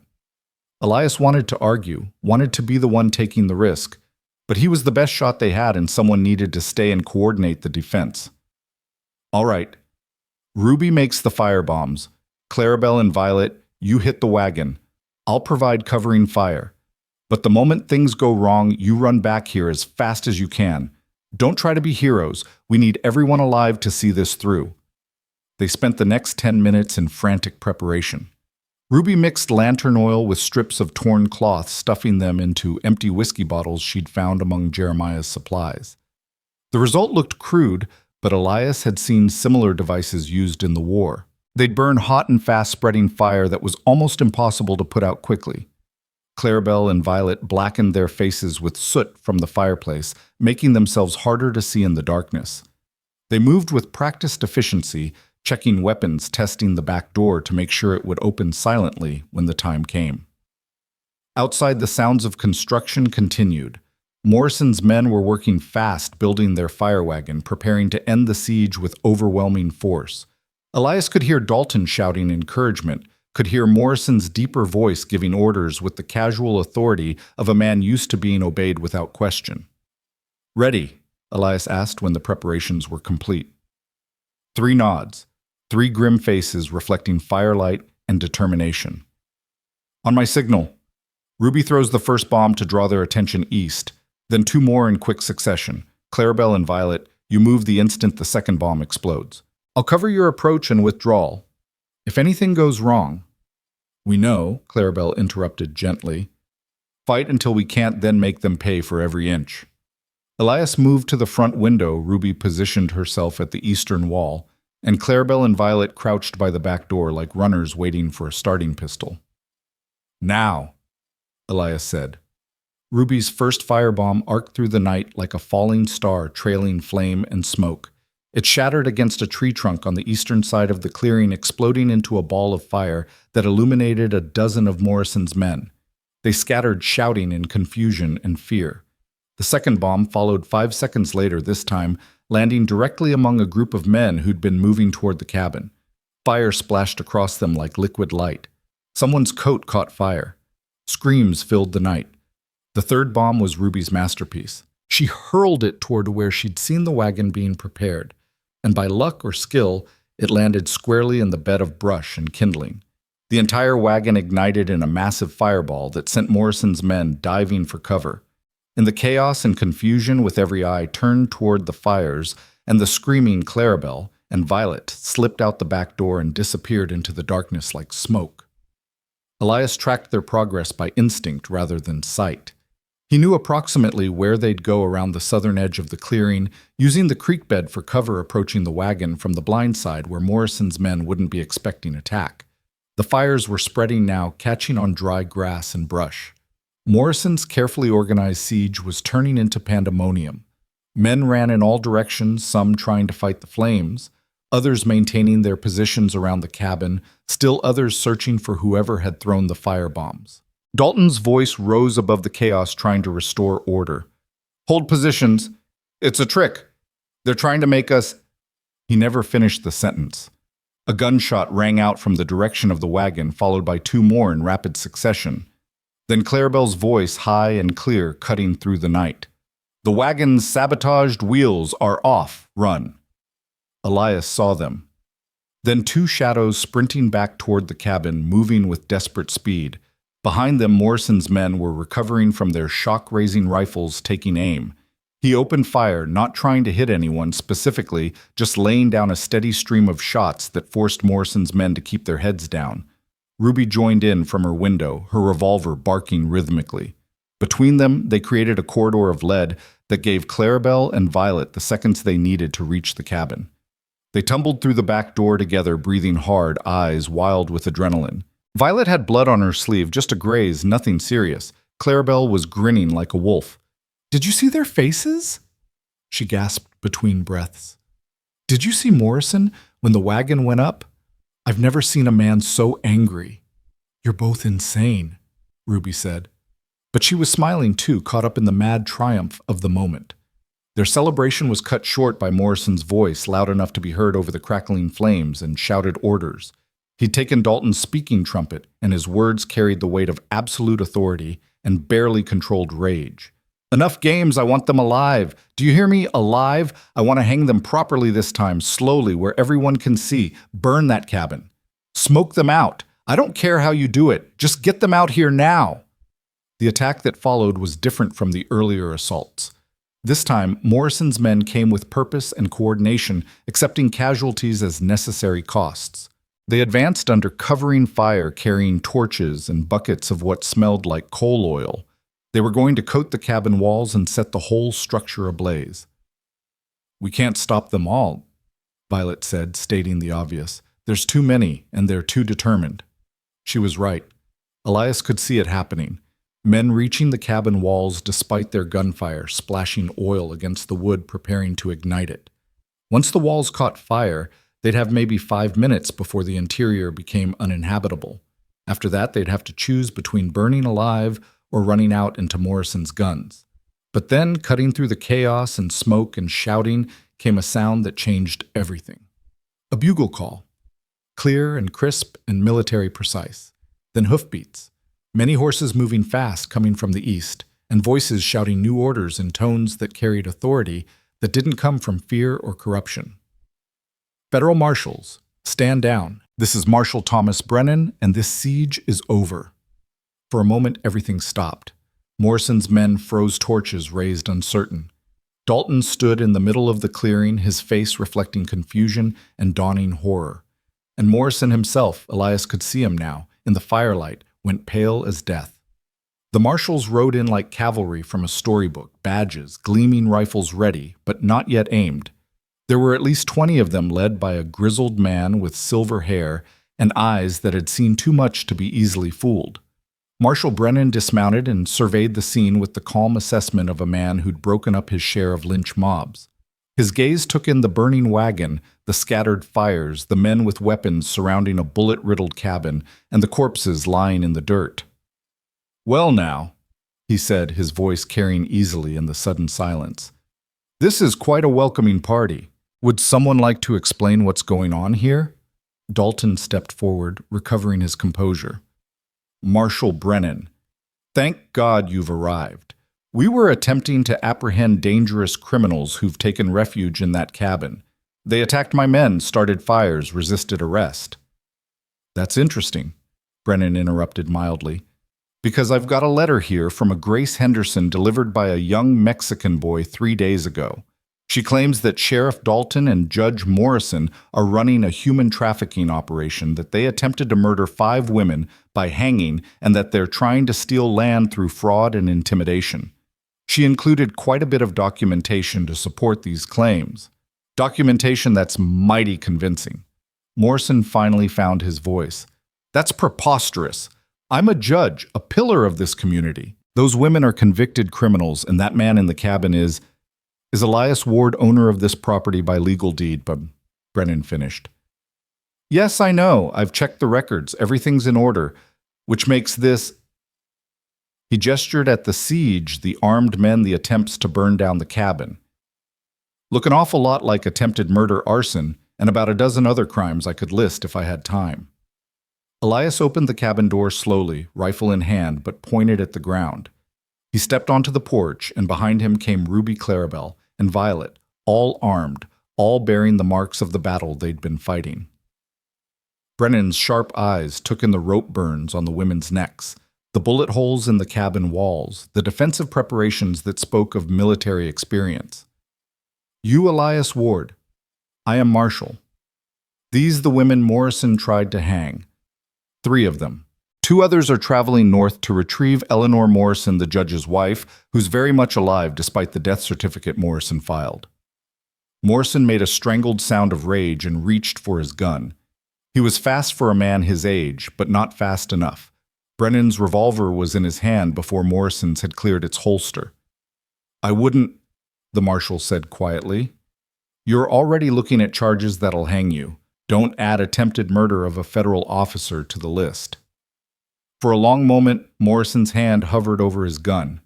Elias could see the calculation in his eyes, the desperate weighing of options. The judge had built his empire on fear and violence, on being the most dangerous man in any situation. Now he was facing someone who didn't fear him, who couldn't be bought or intimidated, who represented a justice that existed beyond Morrison's corrupt valley. Slowly, Morrison's hand moved away from his weapon, but his eyes, when they met Elias's, promised death in 1,000 different ways. "You've made a grave mistake, Ward," Morrison said, his voice low and venomous. "You don't know what forces you've set in motion. When this is over, when your marshal friends leave, you'll wish you died in this cabin tonight." "When this is over," Elias replied calmly, "you'll be at the end of a rope, Judge. Your empire is done. Your wife is coming home to testify against you. And everyone you've hurt, everyone you've sold, everyone whose life you destroyed, they're all going to see justice done." Brennan moved between them before the confrontation could escalate. "That's enough. Judge Morrison, Sheriff Dalton, you and your men are under arrest, pending investigation of charges including human trafficking, attempted murder, fraud, and corruption. My deputies will begin taking you into custody. Any resistance will be met with appropriate force." What followed was controlled chaos as federal marshals moved through Morrison's men, separating those who'd willingly participated in crimes from those who'd been following orders out of fear. Some of Morrison's thugs tried to run and were quickly run down. Others surrendered peacefully, recognizing that their cause was lost. Dalton, ever the pragmatist, immediately began cooperating, offering information about Morrison's operation in exchange for leniency. Morrison himself remained silent, his face a mask of cold fury as he was shackled and placed under guard. Brennan approached the cabin as the sun began to rise, painting the smoke-filled valley in shades of gold and amber. He looked at the 4 defenders standing on the porch, exhausted but unbowed, and something like respect crossed his weathered face. "Hell of a stand you made here," he said simply. 4 people holding off 50. That's something you don't see often." "We had good motivation," Clarabelle replied, touching the rope burn on her neck. "And we had something worth fighting for." "The women traveling north, Grace Henderson and Sadie Baker. When do you expect them back?" 3 days, maybe 4, Elias answered. "Depends on Eleanor Morrison's condition and how fast they can travel. I'll send an escort to meet them. Make sure they get back safely. In the meantime, I'll need statements from all of you. Everything you've witnessed, everything you know about Morrison's operation. It's going to be a long process, but we'll see justice done." Ruby laughed bitterly. "You'll forgive us if we're skeptical about Justice Marshall. We were hanging from ropes 2 days ago because Morrison called himself Justice." Brennan nodded slowly. "I understand, but I'm not Morrison, and federal law isn't valley law. What happened here, what Morrison did, it ends now. You have my word on that." Over the next several hours, as the sun climbed higher and the last of the fires were extinguished, the truth of Morrison's empire began to emerge. Marshal Brennan's men searched Morrison's house in town and found ledgers documenting every transaction, every woman sold, every bribe paid. They found correspondence with buyers in mining camps and railroad towns, receipts for human cargo transported like livestock. The evidence was damning, comprehensive, and utterly condemning. Even Morrison's lawyer, when he arrived from the county seat, took one look at the documentation and quietly advised his client to cooperate in exchange for a quick hanging instead of a slow one. But Morrison wasn't cooperating. He sat in chains in the back of a marshal's wagon, staring at the ruins of his siege, with eyes that held no remorse, only cold calculation. Elias watched him from the porch and felt a chill run down his spine. The judge might be defeated, but he wasn't broken. And defeated men were often the most dangerous. "What are you thinking?" Clarabelle asked, coming to stand beside him. She'd washed the soot from her face, but exhaustion lined every feature. They were all running on nerves and stubborn will at this point. "I'm thinking this isn't over," Elias admitted. "Morrison's caught, but men like him always have contingencies. He's got money hidden somewhere, allies who weren't here tonight. He'll try something." "Let him try," Clarabelle said fiercely. "We beat him once. We'll beat him again." But even as she spoke, Elias saw Morrison turn his head and look directly at them. The judge's lips moved, forming words too distant to hear, but clear enough in intent. It was a promise, a threat, a declaration that this war wasn't finished. Then a marshal moved between them, blocking the view, and when he shifted position, Morrison was looking away again, his face once more an expressionless mask. Violet appeared in the doorway, her quiet voice somehow cutting through all the activity. "We should rest while we can. Grace and Sadi are still out there, still in danger. We need to be ready when they return." She was right. The siege might be broken. Morrison might be in chains, but the fight wasn't over. Not until Eleanor Morrison was safe. Not until every woman Morrison had sold was accounted for. Not until the last threads of his corrupt empire were cut away. They moved inside the bullet-riddled cabin, past the barricades they'd built, past the scattered shell casings and blood stains that told the story of their desperate defense.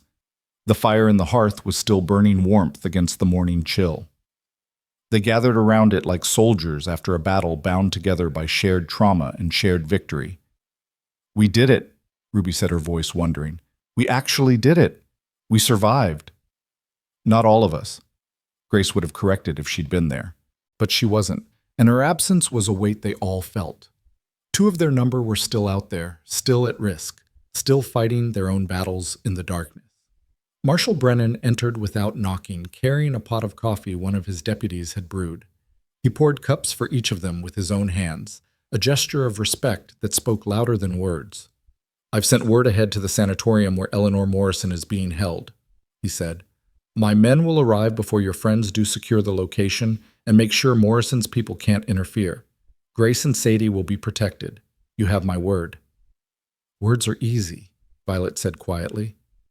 "We've heard plenty of promises that turn to ashes." "I understand," Brennan replied without offense. "But I've been a marshal for 23 years, and I've never broken my word. I'm not about to start now. Those women will come home safe. Morrison will face justice. And you 4. He looked at each of them in turn. "You're heroes whether you feel like it or not. You stood up when everyone else was too scared, fought when everyone else ran. That matters. That changes things." "Does it?" Clarabelle asked, touching her throat again, that unconscious gesture that revealed how deep the trauma ran. "How many other valleys have men like Morrison? How many other women are hanging from ropes right now, waiting for someone to cut them down?" "Too many," Brennan admitted. "But that's why we fight. Not because we can save everyone, but because we can save someone. You saved yourselves. You saved each other. And when word spreads about what happened here, about how Morrison fell, it'll give courage to others. Change doesn't happen all at once. It happens in moments like this when ordinary people do extraordinary things." They sat in silence after that, too exhausted for more words, drinking bitter coffee and feeling the weight of survival settling into their bones. Outside, marshals continued their work documenting the crime scene, taking statements, preparing the case that would hang Clayton Morrison and destroy his empire once and for all. But inside the cabin, 4 people who'd been strangers 3 days ago sat together in the firelight, bound by something stronger than blood or law. They'd faced death together. They'd fought together. And they'd won together. Though the night had been long and terrible, though the cost had been high, and the danger wasn't over, for this one moment they could rest. They could breathe. They could feel the warmth of the fire and know that they'd done something that mattered. Elias looked at the three women who'd become his warriors, his family, and felt something he hadn't felt since before the war. Hope. Not the naive hope of youth, but the hard-earned hope of someone who'd stared into darkness and found light on the other side. "Whatever comes next," he said quietly, "whatever Morrison tries, whatever battles we still have to fight, we face them together." Agreed. Three voices answered as one. Agreed. And in that moment, as dawn painted the valley gold and the last smoke from the siege drifted into clear sky, Elias Ward knew that cutting those 5 women down from Morrison's gallows had been the most important decision of his life. He'd inherited land from his uncle, but he'd found something more valuable in the days that followed. He'd found a cause worth dying for. And more importantly, he'd found people worth living for. The war wasn't over. Grace and Sadi were still out there. Morrison, despite his chains, was still dangerous. The valley still held secrets and threats that would need to be faced. But for now, for this moment, they'd won a victory that meant something. They'd survived the siege. They'd faced Morrison's army and stood their ground. And they'd proven that justice, real justice, could exist even in the darkest corners of the frontier. Outside, Marshal Brennan shouted orders to his men. Horses whinnied. Wagon wheels creaked as Morrison and his men were prepared for transport to the territorial prison. The business of law and consequence continued as it must. But in the cabin, 4 people simply sat in silence, holding on to the fragile peace they'd earned with blood and courage and stubborn refusal to surrender. The sun climbed higher. A new day had begun. And with it came the promise that somewhere to the north, 2 women were riding toward home, carrying with them the final piece of evidence that would bring Morrison's empire crashing down forever. 3 days passed like a held breath. The cabin, despite the bullet holes and scorch marks, became something resembling a home. Marshal Brennan's deputies had helped patch the worst damage, though the walls would forever bear the scars of Morrison's siege. Elias found he didn't mind. Some scars were worth keeping, reminders of battles won and lines that shouldn't be crossed. Ruby spent most of those days cleaning and organizing, her restless energy needing an outlet.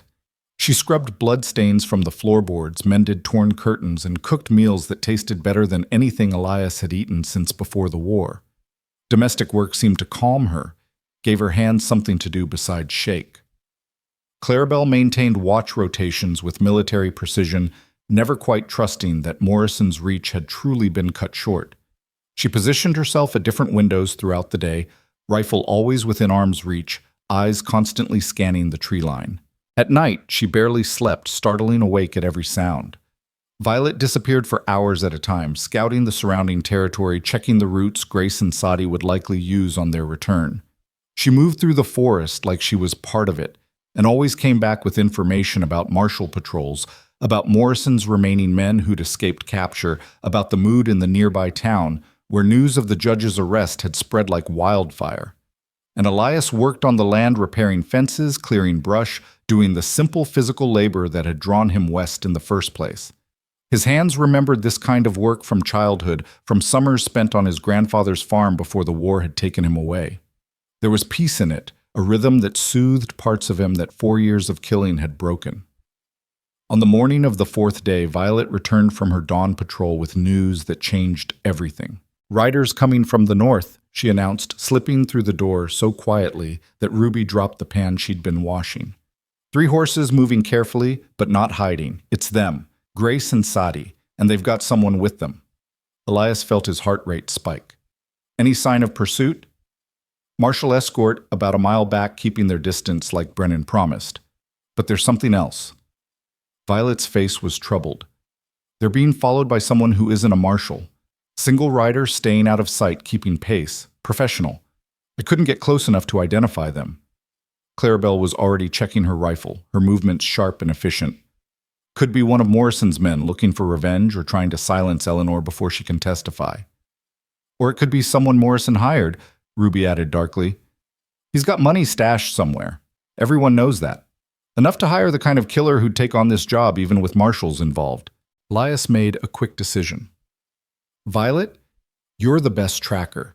Circle around and come at this follower from behind. Don't engage unless you have to just identify them and report back. Clarabelle, Ruby positions at the windows like before. I'll ride out to meet Grace and Sadi, bring them in fast. They moved into action with the smooth coordination of people who'd fought together and survived. Within minutes, Elias was mounted and riding toward the northern trail, his rifle across his saddle, every sense alert for danger. He found them at the creek crossing 3 women on tired horses, their faces showing the strain of 4 days of hard riding and constant vigilance. Grace looked older than she had when she'd left new lines carved around her eyes and mouth. Sadi had lost the trembling uncertainty that had defined her before replaced by something harder and more resilient. And between them, supported by both women, was Eleanor Morrison. She was everything Elias had imagined and nothing he'd expected. In her mid-40s, with dark hair streaked heavily with gray, and a face that had once been beautiful before suffering had hollowed it out. She wore a simple dress that hung loose on her thin frame, and her eyes held the distant, haunted look of someone who'd spent too long in darkness. But when those eyes focused on Elias, he saw intelligence there, sharp and calculating, despite whatever drugs they'd been feeding her. "You're Jeremiah's nephew," Eleanor said. Her voice was hoarse from disuse but steady. "He told me about you in his letters. Said you were a soldier, that you'd survived terrible things. He hoped you'd be the kind of man who'd finish what he started." "Ma'am," Elias replied, touching his hat brim, "we need to get you to safety. There's—" "I know," she interrupted. "Someone's following us. Has been since we left the sanatorium. I saw them twice, just flickers in the trees.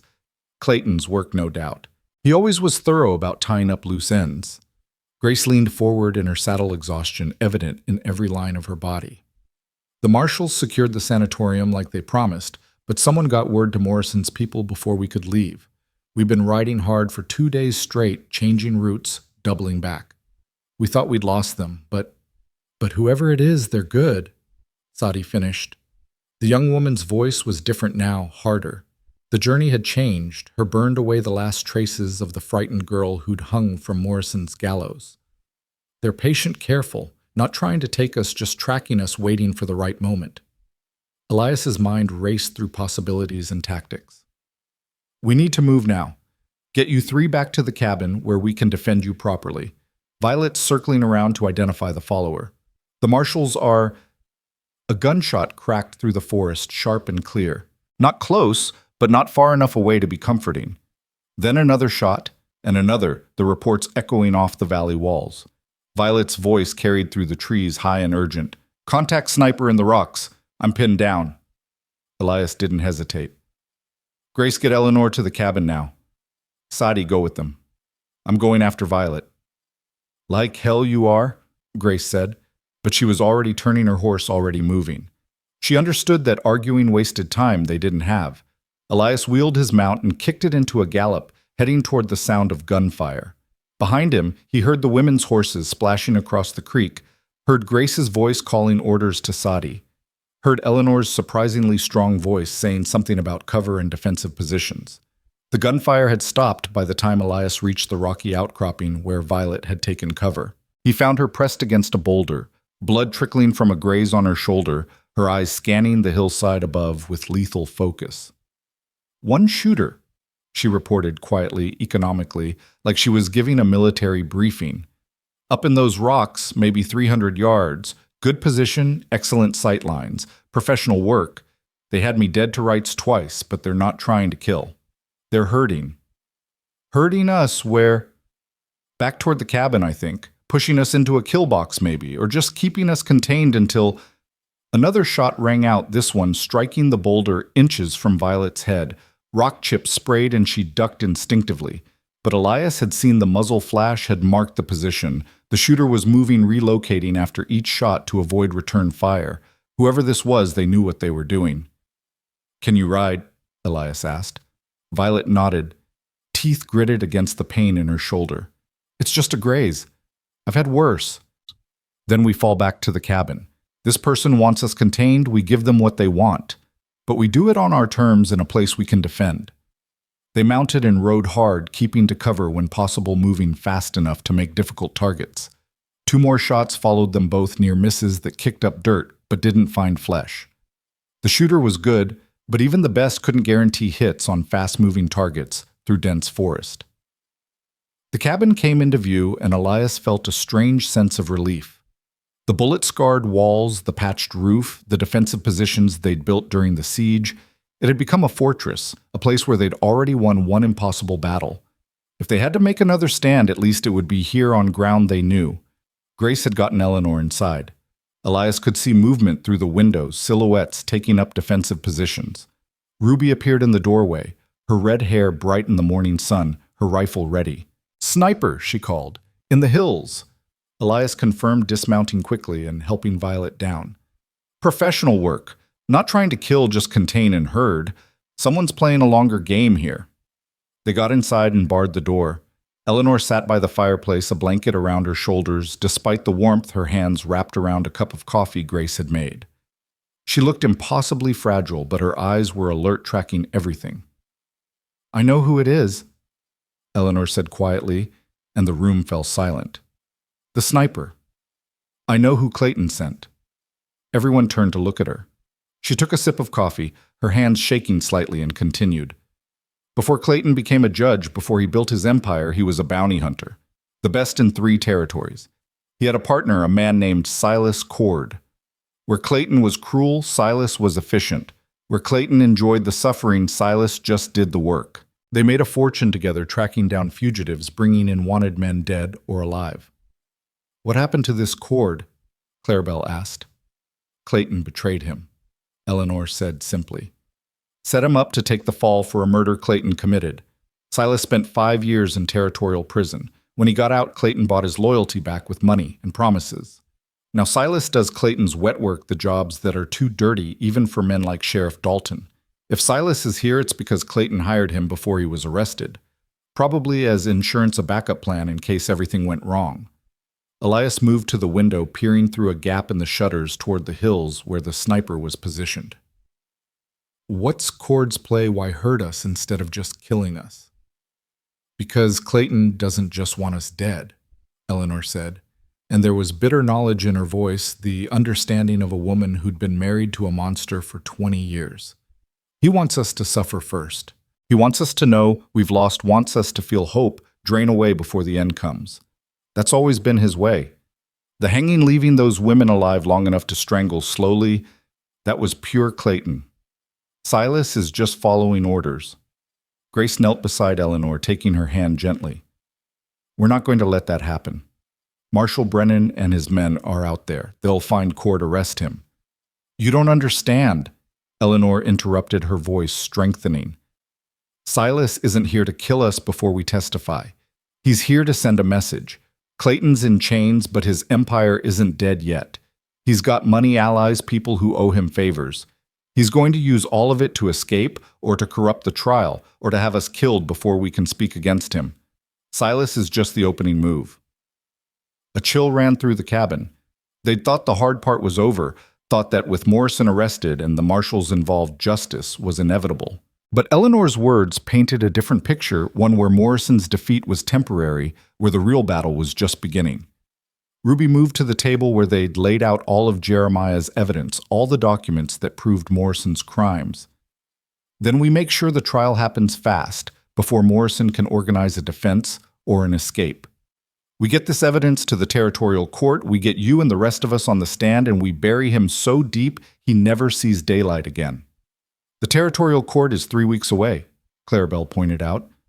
"That's 3 weeks for Morrison to work his connections to bribe guards or judges to have us killed. We're targets now, all of us, and we'll stay targets until Morrison's dead." "Then we make sure he doesn't have 3 weeks, Elias said, an idea forming. "Marshal Brennan's got Morrison in the town jail right now, waiting for transport to the territorial prison. What if we moved up the timeline? Demanded an emergency hearing, brought the evidence and witnesses directly to the judge, got a conviction before Morrison can rally his forces." Violet shook her head. "The judge in this district is Morrison's friend, probably on his payroll. He'd never convict." "Then we go over his head," Grace said, her teacher's mind seeing the solution. "We take everything to the territorial governor. He's the only one with authority to override local corruption to appoint an emergency court. If we can get to him, show him the evidence, convince him—" "That's 2 days' hard ride to the capital," Ruby interrupted. "Through territory Morrison's people control. We'd never make it." "Some of us would," Elias said quietly. Everyone looked at him. We do what worked before. Split up. Create multiple targets. Force Morrison's people to divide their attention. Some of us ride for the capital with the evidence. Others stay here, defend Eleanor, make noise that draws focus away from the riders. It's risky, but it might be our only chance. Eleanor stood, the blanket falling from her shoulders. Despite her thin frame and haunted eyes, there was steel in her spine, a core of strength that 20 years of abuse hadn't broken. I'll go, she said firmly. I'm the key witness, the one Morrison fears most. If I testify before the governor, if I tell him everything Clayton did, the trafficking, the fraud, the murder, he'll have no choice but to act. Clayton built his empire on the assumption that I was dead and buried. My resurrection destroys him. You're not strong enough, Grace protested gently. 4 days of hard riding nearly killed you. Another 2 days. Will kill me or won't, Eleanor finished. But I'd rather die trying to bring Clayton down than hide here waiting for his hired killers to find me. I've been Clayton Morrison's prisoner for too long. I won't be his victim anymore. The determination in her voice silenced all arguments. This woman had survived years of imprisonment, drugging, and isolation. She'd held on to evidence and sanity when most would have broken. She'd waited for rescue, for justice, for the chance to strike back at the man who'd buried her alive. Now that chance had come, and nothing was going to stop her from taking it. Then it's decided, Elias said. Eleanor rides for the capital, but she doesn't go alone. Grace, you go with her. You're the smartest, most capable person here. You'll know how to navigate the governor's bureaucracy, how to present the evidence in a way that forces action. Grace nodded slowly. And the rest of you? We stay here and make Morrison think his plan is working, Clarabelle said, understanding the strategy. We let Silas Cord think he's got us pinned down, contained, waiting to be killed. Meanwhile, Eleanor and Grace slip away, use the routes Violet scouted, and get to the capital before Morrison realizes what's happening. What about Cord? Sadi asked quietly. He'll see them leave. He'll follow or try to stop them. Not if he's busy, Ruby said with a dangerous smile. Not if we give him bigger problems to worry about. We go on the offensive, force him to react instead of act. Hunt the hunter. Violet, despite the wound in her shoulder, nodded agreement. I can find him. I marked his position, know how he moves. With Clarabelle and Ruby backing me up, we can flush him out, pin him down, maybe even capture him. And what's to stop him from just putting a bullet through your head? Grace demanded, fear sharp in her voice. He's a professional killer. And you three are 3 women who've already survived one impossible fight, Clarabelle interrupted. Who've been underestimated their whole lives, who Morrison tried to hang because we were supposed to be easy victims. Let Silas Cord make the same mistake. Let him think we're scared targets. Then we show him what scared targets with nothing to lose can do. Elias wanted to argue, wanted to keep them all safe inside the cabin where he could protect them. But he'd learned over the past few days that these women didn't need his protection. They needed his trust, his respect, and his willingness to let them fight their own battles in their own ways. When do we move? He asked instead. Now, Eleanor said. Every hour we wait gives Clayton more time to work his network, more chances to escape or strike back. Grace and I leave immediately, take the northern route through the high country where Silas won't expect us. The rest of you create enough chaos that he doesn't realize we're gone until it's too late. The next hour passed in organized chaos. Grace and Eleanor prepared for the ride, packing light, but taking copies of all the crucial evidence. Elias gave them his best horse, the one with the most stamina for a long, hard journey. He drew them a map showing the fastest route to the capital, marking marshal stations and safe houses where they could rest. Ruby prepared packs of food and ammunition for the 3 who'd be hunting Silas Cord. Violet checked weapons and planned approach routes, her tactical mind mapping the terrain and likely positions. Clarabelle sat with Eleanor, taking detailed notes about Morrison's operation, about names and dates and crimes, creating a backup record in case something happened to the documents. And Sadi, who'd been quiet through all the planning, spoke up with unexpected steel in her voice. I want to help. I want to do something that matters. Tell me what I can do. Elias looked at her. Seeing not the frightened girl who'd hung from Morrison's gallows, but the young woman who'd ridden north through the enemy territory, who'd helped rescue Eleanor Morrison, who'd survived and grown stronger. You're our insurance, he told her. If something goes wrong, if Cord gets past us, or if Morrison sends more men, you're the last line of defense. You stay here, watch the approaches, and if you see anything wrong, anything at all, you ride for the marshal station and bring help. Can you do that?" Sadi straightened, and Elias saw pride flash in her eyes. "I can do that." As noon approached, they gathered one last time by the cabin door. 6 women and 1 man bound together by shared trauma and shared purpose, preparing to risk everything for justice that still seemed impossibly distant. Eleanor embraced each of them in turn, her thin arms surprisingly strong, her voice thick with emotion. "Thank you, all of you, for cutting me free, for believing me, for standing against Clayton when everyone else was too scared. Whatever happens, you've already won. You've shown me that courage still exists in this world." Then she and Grace mounted their horses and rode north, disappearing into the forest, like smoke carrying with them the evidence that would either destroy Morrison's empire or die with them in the attempt. The moment they were gone, Elias, Clarabelle, Ruby, and Violet moved into action. They'd planned this carefully, choreographed it like a military operation. The goal was to draw Silas Cord's attention, to make him react, to pull him away from watching the northern routes where Grace and Eleanor were riding. Ruby started it by stepping onto the porch, making herself visible, drawing fire. Cord's rifle cracked from the hills, the bullet striking the doorframe inches from her head. She ducked back inside, cursing colorfully. But the message was sent. "We're still here, we're still contained, your job isn't done." Then Clarabelle moved, circling around the eastern side of the property, using the creek bed for cover. She fired 3 shots toward Cord's last position, not expecting to hit him, but forcing him to move to reveal himself. Violet went west, silent as death, using every scrap of cover moving when Cord's attention was elsewhere. She was the real hunter, the one who'd locate him, while Clarabelle and Ruby kept him busy. And Elias stayed at the cabin with Sadi, both of them watching from different windows, providing covering fire when needed, making Cord think they were all still there, all still trapped. It worked. For 2 hours, they played a deadly game of cat and mouse through the forested hills around the cabin. Cord was good, better than good, but he was alone and they were coordinated. Every time he settled into a sniping position, someone forced him to move. Every time he tried to close the distance, someone cut off his approach. Then Violet found him. Her voice carried across the valley, sharp and clear. "I've got him south ridge behind the fallen pine. He's trying to flank around to—" Cord's rifle spoke, cutting off her words. Elias's heart stopped until he heard Violet curse, heard her moving, heard her rifle answer Cord's shot. Clarabelle and Ruby converged on the position, moving fast, weapons ready. Elias wanted to join them, but forced himself to stay put, to trust them to play his role. Gunfire echoed through the forest, sharp and brutal and terrifyingly close. Not the long-range sniping from before, but close-quarters combat, the kind where instinct mattered more than training. Then silence. Elias counted heartbeats, his rifle trained on the tree line, waiting for someone to emerge. Sadi stood beside him, pale but steady, her own weapon ready. Finally, movement. 3 figures emerged from the forest, supporting each other, moving slowly but steadily. Clarabelle had blood on her face from a cut above her eye.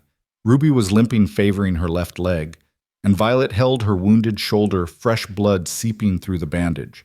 But between Ruby and Clarabelle, his hands bound and his face showing grudging respect, walked Silas Cord.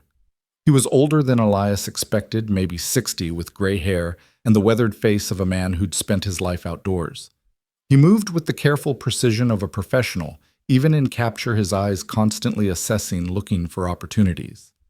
They brought him into the cabin and sat him in a chair by the fireplace. Clarabelle kept her rifle trained on him while Ruby checked Violet's shoulder wound. It had reopened during the fight, but it wasn't life-threatening. Elias stood in front of Cord, studying the man who'd been sent to kill them. "You're Silas Cord." "I am," the man replied. His voice was gravelly, worn smooth by years and weather. "You're Jeremiah Ward's nephew, the one who started all this trouble." "Morrison started the trouble when he decided he was above the law," Elias corrected. "I just refused to look away." Cord smiled a humorless expression. "That's what they all say. The righteous ones. Right up until reality catches up with their ideals."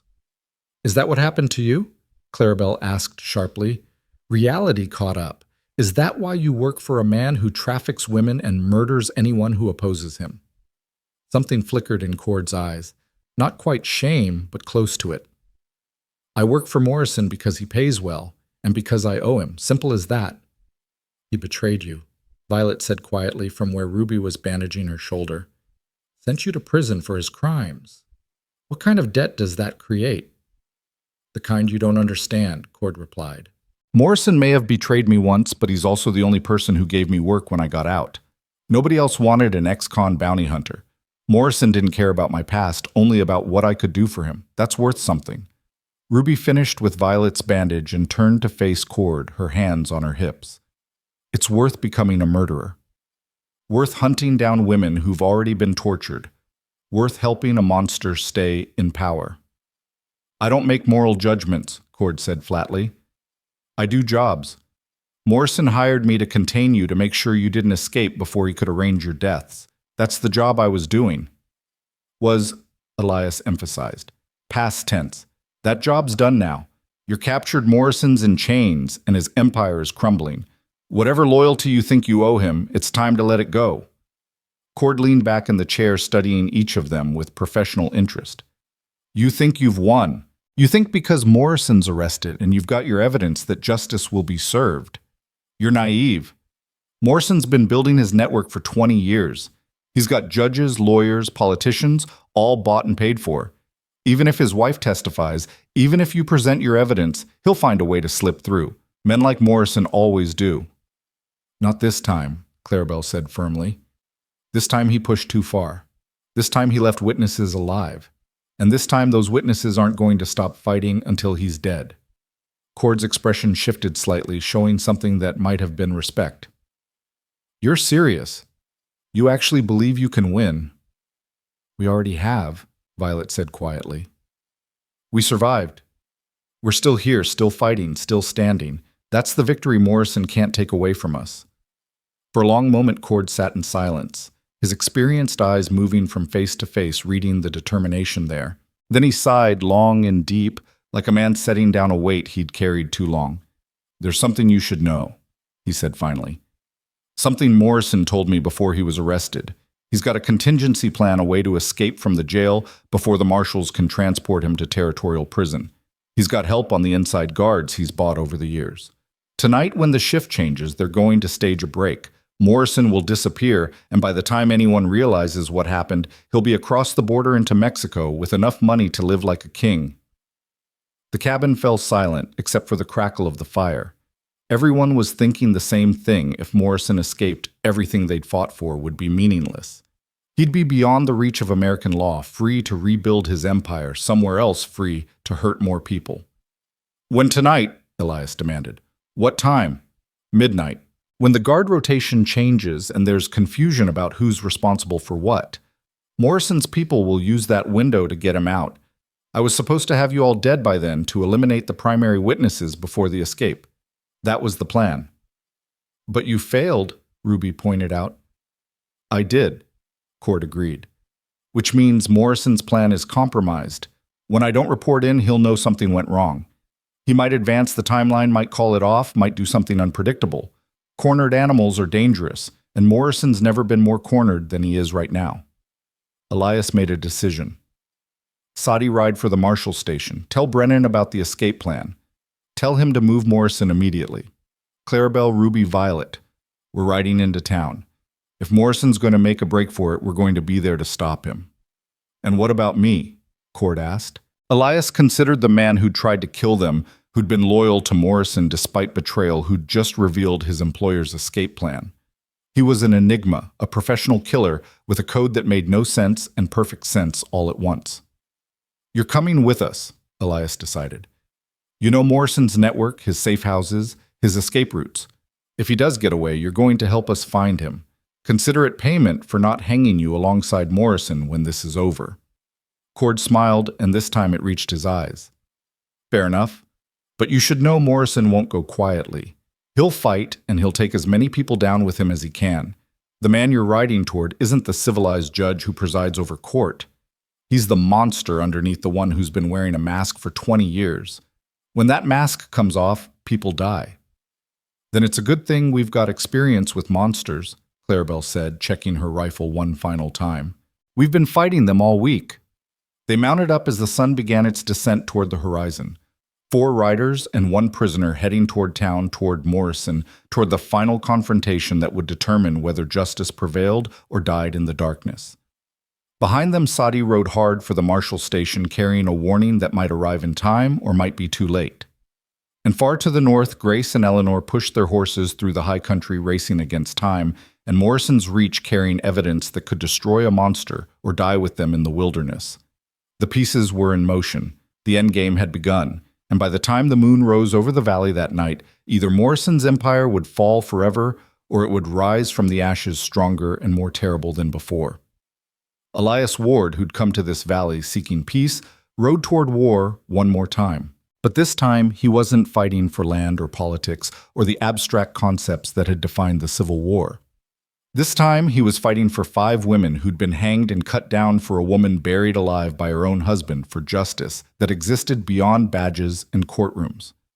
This time, he was fighting for something that mattered, and he would see it through to the end, whatever that end might be. The town looked different as they rode in at twilight. Elias had passed through it once on his way to claim his uncle's land, seeing only another frontier settlement struggling between civilization and wilderness. Now, knowing what he knew about Morrison's grip on this place, he saw the fear underneath everything. The way people hurried indoors when they saw riders approaching. The way windows went dark as they passed. The way silence fell like a curtain over streets that should have been alive with evening activity. This was a town that had learned to look away, to stay quiet, to survive by not noticing what happened in the shadows.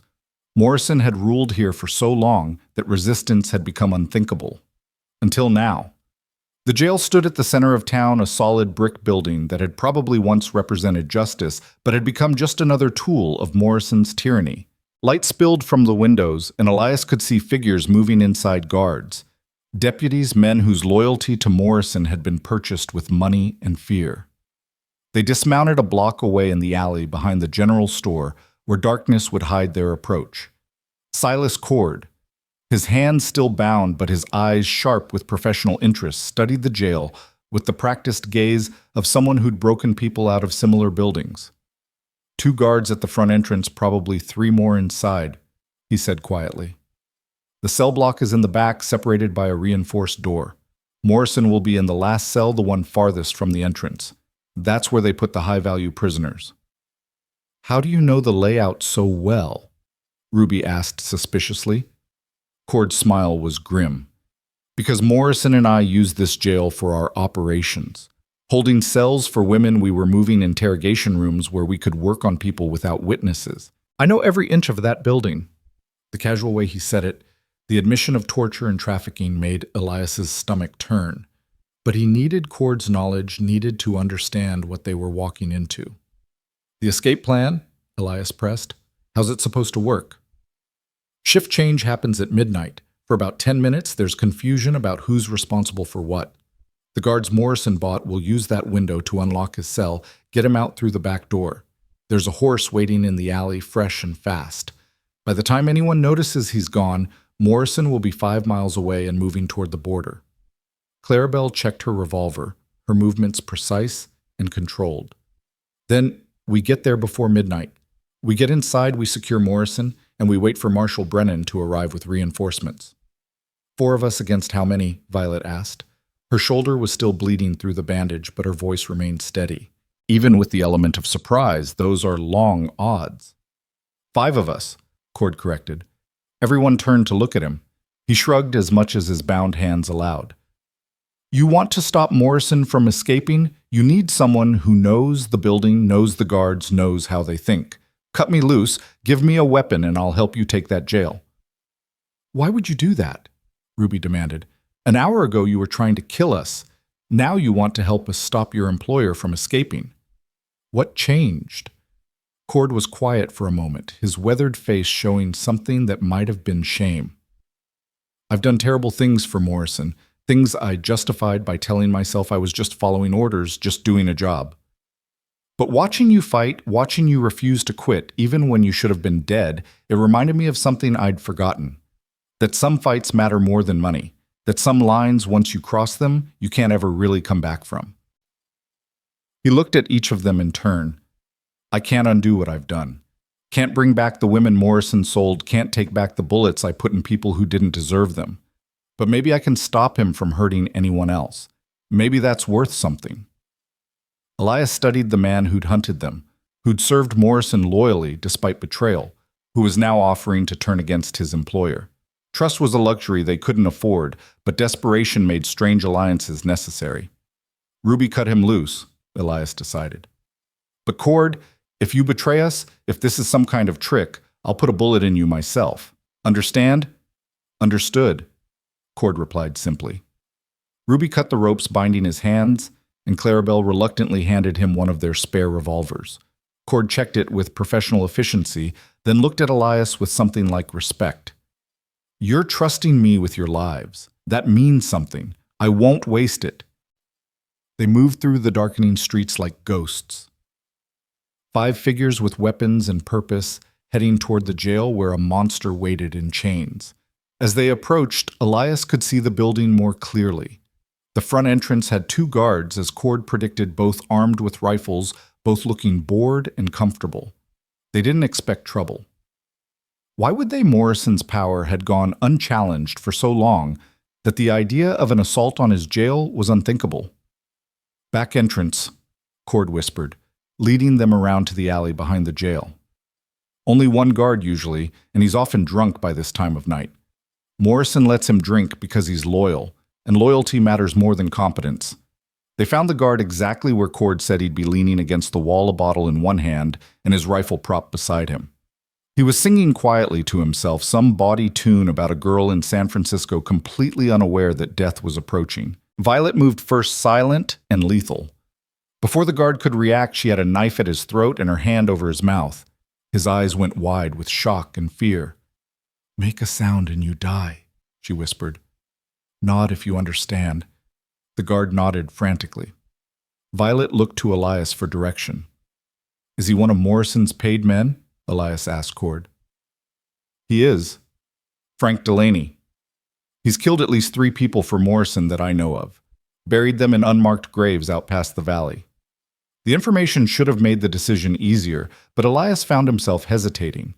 In the war, killing enemy soldiers had been simple. They wore different uniforms, served different causes.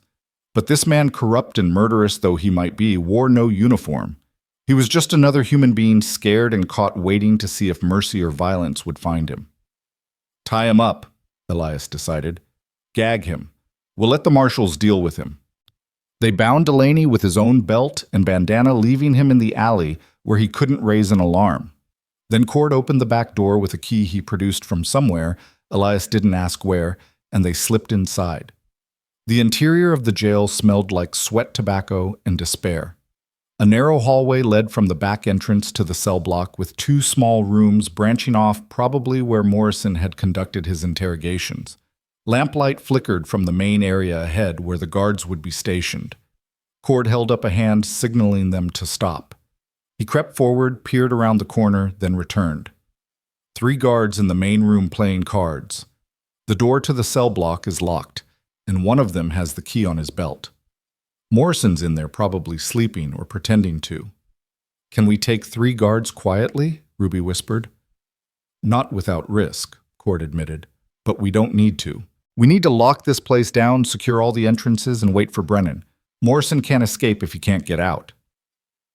It was sound tactics, the smart play. But something in Elias resisted the idea of waiting, of letting Morrison sit in his cell, knowing rescue was coming, confident in his power even in chains. The judge had terrorized this valley for too long, had hurt too many people, had built his empire on suffering and death. He deserved to know it was all over, to see the faces of the people he'd tried to destroy, to understand that his time had finally run out. "I'm going to talk to him," Elias said quietly. "I need to see him.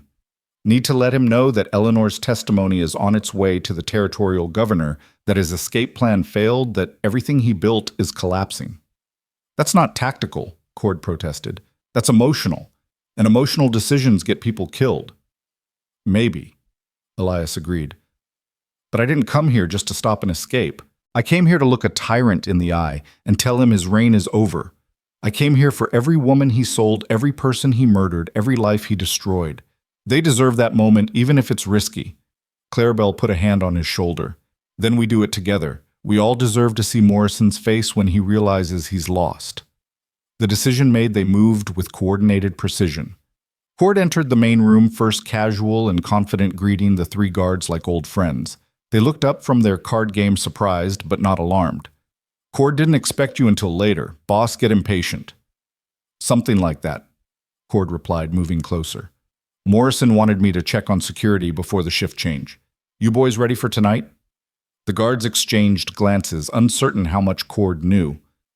One of them, a heavy man with a scar across his nose, stood up slowly. We're ready. Got everything arranged just like Morrison planned. But why'd he send you? Thought you were handling the witnesses. Change of plans, Cord said, and then he moved. The heavy guard went down first, Cord's revolver cracking him across the temple with brutal efficiency. The second guard reached for his rifle, but Ruby was already there, her own weapon pressed against his spine. Don't, she said simply. The third guard, younger and less experienced, raised his hands immediately. I don't want trouble. I was just following orders. Everyone's always just following orders, Violet said coldly, collecting weapons from the surrendered guards. Did the women Morrison sold get to say that? Did the people he murdered get to claim they were just following orders?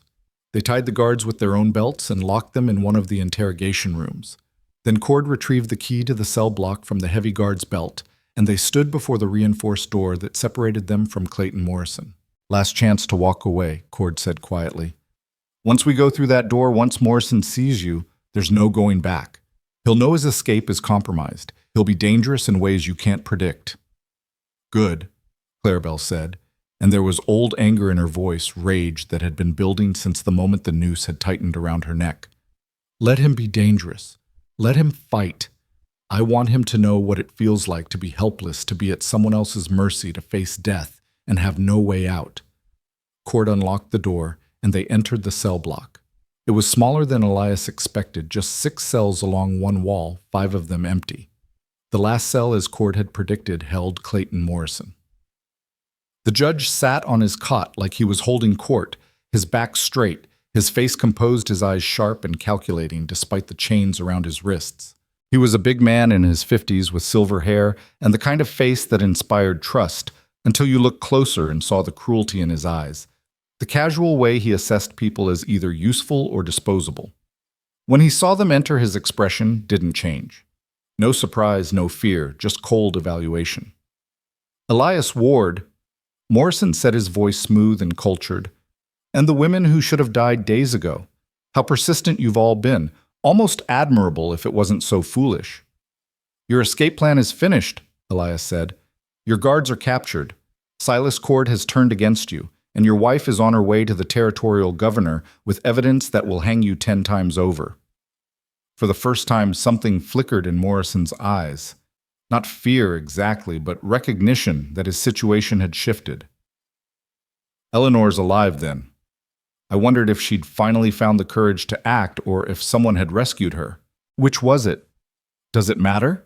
Grace asked, stepping forward. She'd slipped into town separately, had been watching from the shadows, waiting for the right moment. She's free. She's talking. And everything you did to her, everything you did to all of us, the world is going to know. Morrison smiled, and it was the most unsettling thing Elias had seen. There was no remorse in that smile, no acceptance of defeat, only the confidence of a man who'd been playing a longer game than anyone realized. You think you've won, Morrison said softly. You think because you've captured my guards and compromised my escape that justice will prevail. But you don't understand how the world really works. I've spent 20 years building my network. I've got judges, lawyers, politicians, all answering to me. Even if Eleanor testifies, even if you present your evidence, I'll find a way through. I always do. Not this time, Ruby said fiercely. This time you push too far. This time the federal government is involved and your local corruption won't save you. Won't it? Morrison leaned forward, his chains rattling. Marshal Brennan is a good man, I'm sure. Honest, dedicated, determined to see justice done. But he's just one man in a system that runs on favors and fear. How long before someone in his chain of command, someone I've bought or compromised, makes evidence disappear? How long before a judge rules testimony inadmissible? How long before witnesses start dying in convenient accidents? The confidence in his voice was chilling because it wasn't bluster. It was the certainty of a man who'd corrupted so thoroughly, manipulated so effectively that he couldn't imagine a world where his power didn't reach. Clarabelle moved closer to the cell, her hand resting on her revolver. "You're going to hang Morrison. If not by law, then by..." "By what?" Morrison interrupted. "Vigilante justice, lynch mob revenge." "Go ahead. Shoot me through these bars. Prove you're no better than I am. Prove that all your talk of justice and righteousness is just a mask for murder." It was a trap, a psychological game designed to make them doubt themselves, to turn their righteousness into something ugly. Elias saw it, understood it, but felt the pull anyway. How easy it would be to end this right now, to put a bullet in Morrison, and know with certainty that he'd never hurt anyone again. But then Violet spoke, her quiet voice cutting through the tension like a knife through silk. "We don't need to kill you, Morrison. You've already lost. Your wife's testimony, combined with the evidence we've gathered, will destroy you even if you escape the noose. Your empire is built on fear, on the belief that you're untouchable. We've touched you, we've exposed you, and every person you've terrorized is going to see that you can be beaten. That's your real death sentence, not the rope, but the knowledge that everything you built is turning to dust." Morrison's mask slipped for just a moment, showing the rage underneath. "You self-righteous little..." The sound of hoofbeats outside cut him off. Many horses moving fast, coming from multiple directions. Then Marshal Brennan's voice, loud and commanding, "Federal marshals, secure the perimeter. No one enters or leaves." Relief flooded through Elias. Sadi had gotten through, had delivered the warning, had brought reinforcements in time. They weren't alone anymore. Brennan entered moments later, his deputies spreading through the jail with military efficiency. He took in the scene, the captured guards, the 5 civilians with weapons. Silas Cord looking uncomfortable, and Morrison in his cell radiating impotent fury. "Well," Brennan said dryly, "looks like you've been busy. I got word from young Miss Baker about an escape attempt.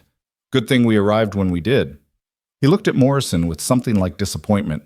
"I knew you were corrupt, Morrison, but I didn't realize how deep it went. Attempting to break out of federal custody? That's a federal offense on top of everything else." "You've got nothing that will hold up in court," Morrison said, his voice regaining its smooth confidence. "Hearsay, circumstantial evidence testimony from criminals and prostitutes. No judge will convict me." "Maybe not," Brennan agreed, "but I'm not planning to try you in local court.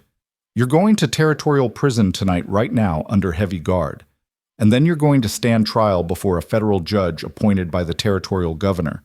No local corruption, no bought witnesses, no escape, just evidence and testimony and the law." For the first time, genuine fear flashed across Morrison's face. "You can't do that. I have rights. I demand to see my lawyer." "Your lawyer is under arrest for conspiracy and obstruction of justice," Brennan interrupted. "Your sheriff is in chains. Your guards are captured. Your hired killers have turned against you. It's over, Morrison. Accept it with whatever dignity you have left." 2 deputies moved forward to escort Morrison from his cell. As they unlocked it, as they pulled him to his feet, the judge's composure finally shattered. He turned to Elias, and the women, his face twisted with rage. "You think you've won. You've signed your own death warrants. I've got friends, allies, people who'll hunt you down for what you've done to me. You'll never be safe, never have peace, never..." "Gag him," Brennan ordered tiredly. "I've heard enough." They took Morrison out in chains, still trying to shout threats through the gag, his eyes promising vengeance and death. But the promises rang hollow now, the rage of a defeated man who couldn't accept that his power had limits. As the sound of the prison wagon faded into the night, Elias found himself standing in the empty cell block with the 4 women who'd become his family. They were all exhausted, battered, bleeding from a dozen minor wounds. But they were alive. They were standing, and they'd won. "Is it really over?" Ruby asked quietly. "Can we actually believe it's finished?" "Not finished," Grace said, appearing in the doorway. "Eleanor and I rode all night, got to the territorial governor's mansion at dawn. He's appointed an emergency federal prosecutor, assembled a grand jury, issued warrants for everyone in Morrison's network. The trial starts in 2 weeks, and the governor himself is going to attend to ensure it's conducted fairly." 2 weeks, Clarabelle repeated. 2 weeks until we testify, until we tell the world everything Morrison did. until justice actually happens. If we survive that long, Violet pointed out. Morrison's right about one thing. He's got allies who won't want him talking, who will try to silence us before we can testify. Then we protect each other, Elias said firmly. We stay together, stay vigilant, stay alive. We've come too far to fail now. Marshal Brennan returned, having seen Morrison loaded into the secure transport. I'm assigning deputies to protect you until the trial. You'll have armed guards, safe houses, everything you need. Morrison's not going to touch you again. What about the others? Clarabelle asked. The women Morrison sold, the people he hurt. Can they be found? Can they be brought home? Brennan's face grew somber. We're working on it. Morrison's ledgers have names and locations, buyers and destinations. We're sending marshals to every place he trafficked women, but it's been years for some of them. They might not want to come back. They might not even remember who they were before Morrison took them. But we'll try, Grace insisted. We'll reach out, we'll offer help, we'll give them the choice. That's all anyone can do. The next 2 weeks passed in a strange, suspended state, like standing between one life and another. They stayed in a safe house. Brennan arranged a sturdy building on the edge of town with guards at every entrance.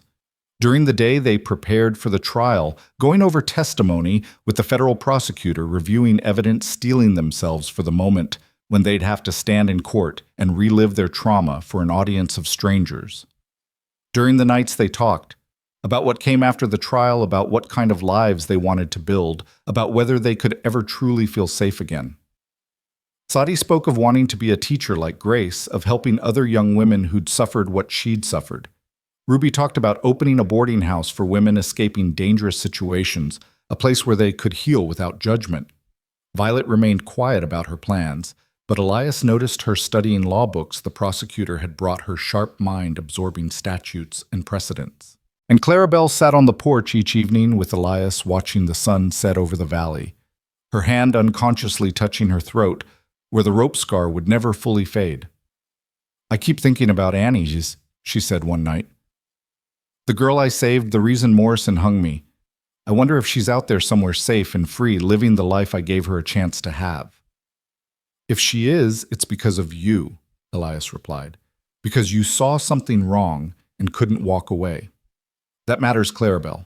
That changes the world one person at a time. Is that what we're doing? Changing the world? Maybe. Or maybe we're just refusing to let the world change us into something we're not. Maybe that's enough. The trial, when it finally began, was everything they'd hoped and feared. The courthouse was packed with people who'd suffered under Morrison's rule, who'd been too scared to speak out before but now wanted to see justice done. The judge was stern and fair, imported from back east, specifically because he had no connection to Morrison's network. And the prosecutor, a woman in her 40s with iron-gray hair and sharper eyes, presented evidence with devastating precision. Eleanor Morrison testified first, her voice growing stronger with each word, as she described years of imprisonment, drugging, and psychological torture. She produced letters she'd written, documents she'd hidden, proof that her husband had faked her death and stolen her property. When the defense attorney tried to suggest she was mentally unstable, Eleanor looked him dead in the eye and recited legal statutes from memory, proving her mind was sharper than his. Grace testified about Morrison's trafficking operation, about the ledgers she'd seen, about the systematic way he identified and targeted vulnerable women. Ruby described working in Morrison's house, witnessing meetings where human beings were bought and sold like livestock. Violet spoke quietly but clearly about the women she'd helped escape, about the ones who hadn't been so lucky. Sadi's testimony was the most powerful because of how young she was, how innocent she should have been. She described watching her family murdered, being taken by Morrison's men, the months of terror before her escape. Her voice never wavered, but tears streamed down her face, and by the time she finished, half the courtroom was crying with her. When Clarabelle took the stand, she told the story of Annie, of shooting Morrison's man to save a 14-year-old girl, of being hung as punishment for doing the right thing. She described the feeling of the rope tightening, the certainty of death, the miracle of being cut down just in time. And Elias testified about finding 5 women hanging from his gate, about cutting them down, about choosing to fight rather than look away. He described the siege, the corruption, the systematic way Morrison had built an empire on suffering. Through it all, Morrison sat at the defense table with his expensive lawyers, his face an expressionless mask. But Elias watched his eyes, saw the calculation. There saw him counting allies in the courtroom, assessing weaknesses in the testimony, looking for any angle that might save him. The trial lasted 5 days. On the 6th day, the jury deliberated for less than 2 hours before returning with their verdict. Guilty. On all counts. Human trafficking, fraud, attempted murder, corruption, kidnapping, and a dozen other charges that carried death sentences individually and certainly in aggregate. The judge didn't hesitate. Clayton Morrison, you have been found guilty of crimes so heinous, so systematic, so destructive to the fabric of civilized society that this court has no choice but to sentence you to death by hanging. Sentence to be carried out 30 days from today in accordance with territorial law. May God have mercy on your soul, because this court has none to offer. Morrison stood as the sentence was read, his face finally showing emotion, not remorse, but fury. This isn't over, he said, his voice carrying across the silent courtroom. I'll appeal. You'll hang, the judge interrupted coldly. As you should have years ago. Guards, remove him. They took Morrison away in chains, and this time there was no confidence in his eyes, no certainty of escape. Just the dawning realization that justice, delayed though it had been, was finally coming for him. The courtroom erupted in cheers and tears, people embracing strangers, celebrating the fall of a tyrant who terrorized them for too long. Brennan shook hands with the prosecutor, who was already planning prosecutions of Morrison's network throughout the territory. The governor made a speech about justice prevailing and reforms being implemented, but Elias barely heard any of it. He was watching the 5 women who'd survived Morrison's gallows, who'd fought back when everyone else had given up, who'd proven that courage and determination could defeat even the most entrenched corruption. They stood together in the courtroom, holding hands, supporting each other, crying and laughing and breathing freely for the first time in years. The rope marks on their necks were visible to everyone, permanent reminders of what they'd endured. But those marks were also badges of survival proof that they'd faced death and won. 30 days later, on a gray morning with rain threatening, Clayton Morrison was led to the gallows in the town square. Hundreds of people gathered to witness it, not out of bloodlust, but out of the need to see that justice actually existed, that monsters could be defeated, that suffering wasn't permanent. Elias stood with Clarabelle, Ruby, Violet, Grace, Sadi, and Eleanor, all of them together at the front of the crowd. They discussed whether to attend, whether watching Morrison die would bring closure or just create new nightmares. In the end, they decided together they would witness it because they'd earned the right, because they'd fought for this moment, because their presence would show Morrison that he hadn't broken them. Morrison was led up the gallows steps. His hands bound his face, showing none of the composure that had defined him. He looked at the crowd, at the faces of people he'd terrorized, and for the first time seemed to understand the magnitude of what he'd done. The hangman read the charges and sentence. Morrison was asked if he had any last words. He looked directly at the 6 women and 1 man who'd brought him down. For a moment, Elias thought he might apologize, might show some final shred of humanity. Instead, Morrison smiled, a broken, bitter expression that held only spite. "You think you've won," he said, his voice carrying across the square. "But you've only started a war. Others will rise to take my place. The world is full of men like me, and you can't stop us all." "Maybe not," Clarabelle called back, her voice clear and strong. "But we stopped you. That's enough." The hangman placed the noose around Morrison's neck, the same kind of noose that had been used on the 5 women, the same rope that was meant to strangle slowly. But this time there was no cruelty in it, no desire to make suffering last. This was simple justice, swift and final. The trapdoor opened. Morrison fell. His neck broke instantly, a quicker death than he'd given to anyone, a mercy he didn't deserve, but received anyway because justice, real justice, didn't sink to the level of the monsters it punished. The crowd was silent for a long moment. Then someone began to clap, a single person at first.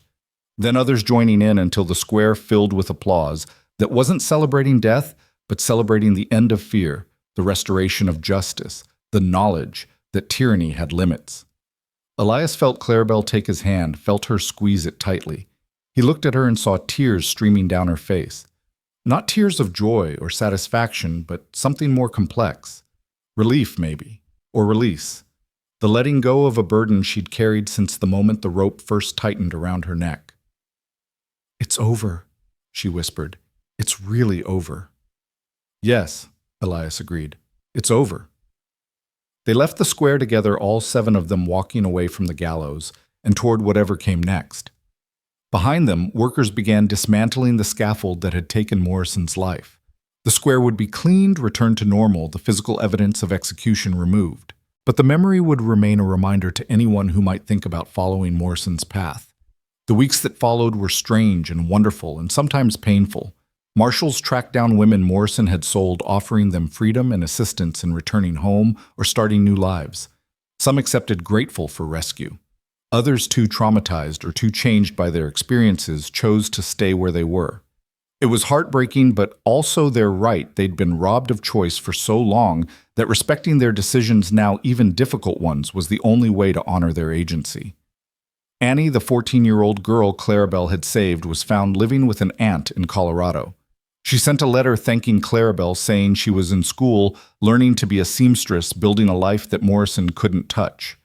Clarabelle read that letter a dozen times, crying each time, carrying it everywhere like a talisman. The cabin on Elias's land became a gathering place, a refuge for women who needed somewhere safe while they figured out their next steps.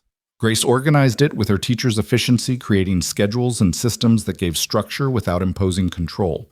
Ruby cooked meals that felt like home, like family, like the opposite of everything Morrison had represented. Violet maintained security, teaching other women how to shoot, how to fight, how to defend themselves. And Sadi bloomed into something remarkable. The frightened girl who'd hung from Morrison's gallows transformed into a fierce advocate for other survivors, traveling to neighboring towns, speaking at churches and town halls, telling her story, and encouraging others to speak theirs. She was young, but her experiences had given her a voice that people listened to, a moral authority that came from surviving the unsurvivable. Eleanor Morrison, finally free of her husband's shadow, proved to be formidable in her own right. She used her legal knowledge. She'd been studying law when she met Clayton to help other women navigate the court system, to reclaim property that had been stolen, to hold corrupt officials accountable. Her testimony had destroyed one empire, but she wasn't satisfied with that. She wanted to ensure no one could build another. 6 months after Morrison's hanging, on a warm evening with fireflies dancing in the meadow, Elias stood on his porch with Clarabelle and watched the sun set over land that had finally become home. The cabin had been rebuilt, expanded to accommodate the community that had formed around it. The bullet holes had been patched, the scorch marks painted over, but one section of the original wall remained untouched, preserved as a reminder of the siege of the battle they'd fought and won. "I keep thinking about your Uncle Jeremiah," Clarabelle said. "How he died trying to do what we finished. How he never got to see Morrison fall." "He saw it," Elias replied. "Maybe not with his eyes, but he knew it would happen. That's why he gathered all that evidence, why he helped Eleanor, why he left this land to me. He was planting seeds, trusting that someone would water them. And we did. We did." Clarabelle touched her throat, that unconscious gesture that had become habit. But this time, when her fingers found the scar, she didn't flinch. She traced it gently, like she was remembering not just the pain, but the survival that followed. "Some ropes are made to kill till," she said softly, echoing words Elias had spoken weeks ago. "But when you cut them, they become the ties that bind." Inside the cabin, laughter echoed, Ruby making a joke, Sadi responding with a giggle that sounded nothing like the girl who'd once trembled at every sound. Violet was teaching someone to field strip a rifle, her quiet voice patient and precise. Grace was at the table with Eleanor, going over legal documents for another woman's case. And in the corner, several children played daughters of women who'd come seeking refuge and stayed to build new lives. This was what victory looked like. Not a battlefield with clear winners and losers, not a moment of triumph that solved everything.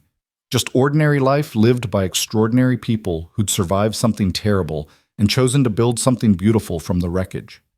A rider appeared on the road, and for a moment Elias tensed, old instincts dying hard.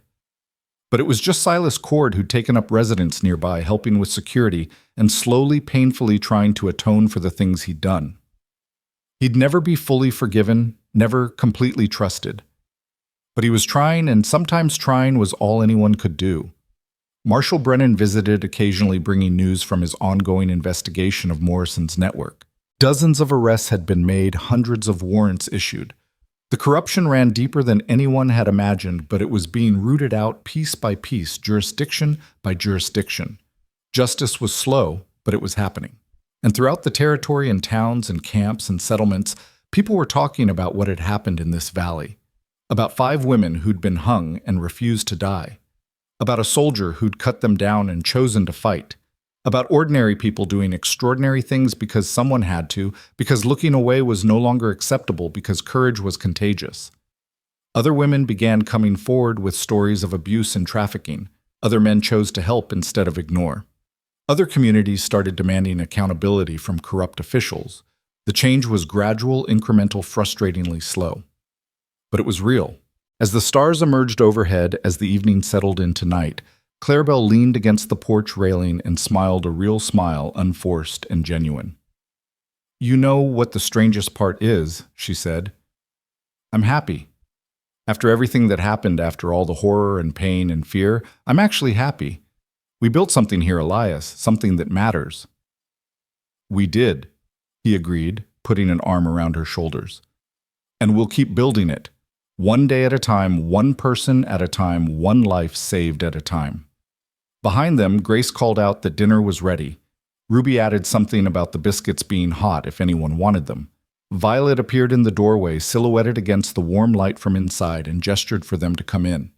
Elias and Clarabelle stood on the porch a moment longer, looking out at land that had been stained with blood and watered with tears, but now grew hope like a harvest crop. The valley stretched out before them, beautiful and dangerous and full of possibility. They'd cut down 5 women from Morrison's gallows, and in doing so, they'd freed an entire valley from tyranny. They'd fought when fighting seemed impossible, stood when standing seemed foolish, refused to quit when quitting would have been so much easier.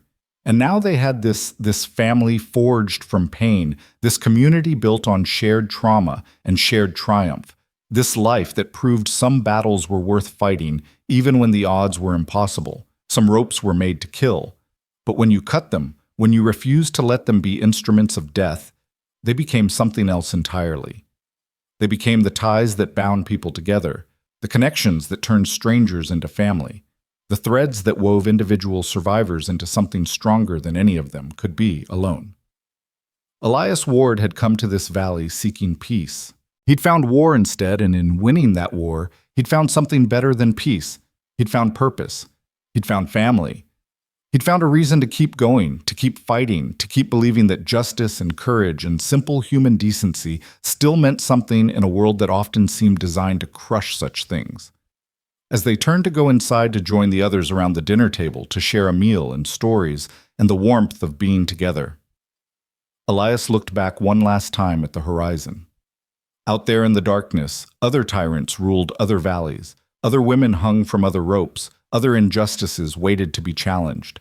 But here in this place, on this land, they'd proven something important, that ordinary people could do extraordinary things. The courage was real. That justice, though delayed and difficult, was possible. And that sometimes when the world gave you rope, meant for hanging. The bravest thing you could do was cut it down and use it to pull others to safety instead. The cabin door closed behind them, warm light spilling out into the night. Inside, a family that chose each other rather than being born to each other gathered around a table. Outside, the valley rested under stars that had witnessed everything, the horror and the heroism, the cruelty and the courage, the ropes that killed and the hands that cut them down. And somewhere in that valley, in that cabin, in that moment of shared warmth and hard-won peace, justice finally felt like more than just a word. It felt like home.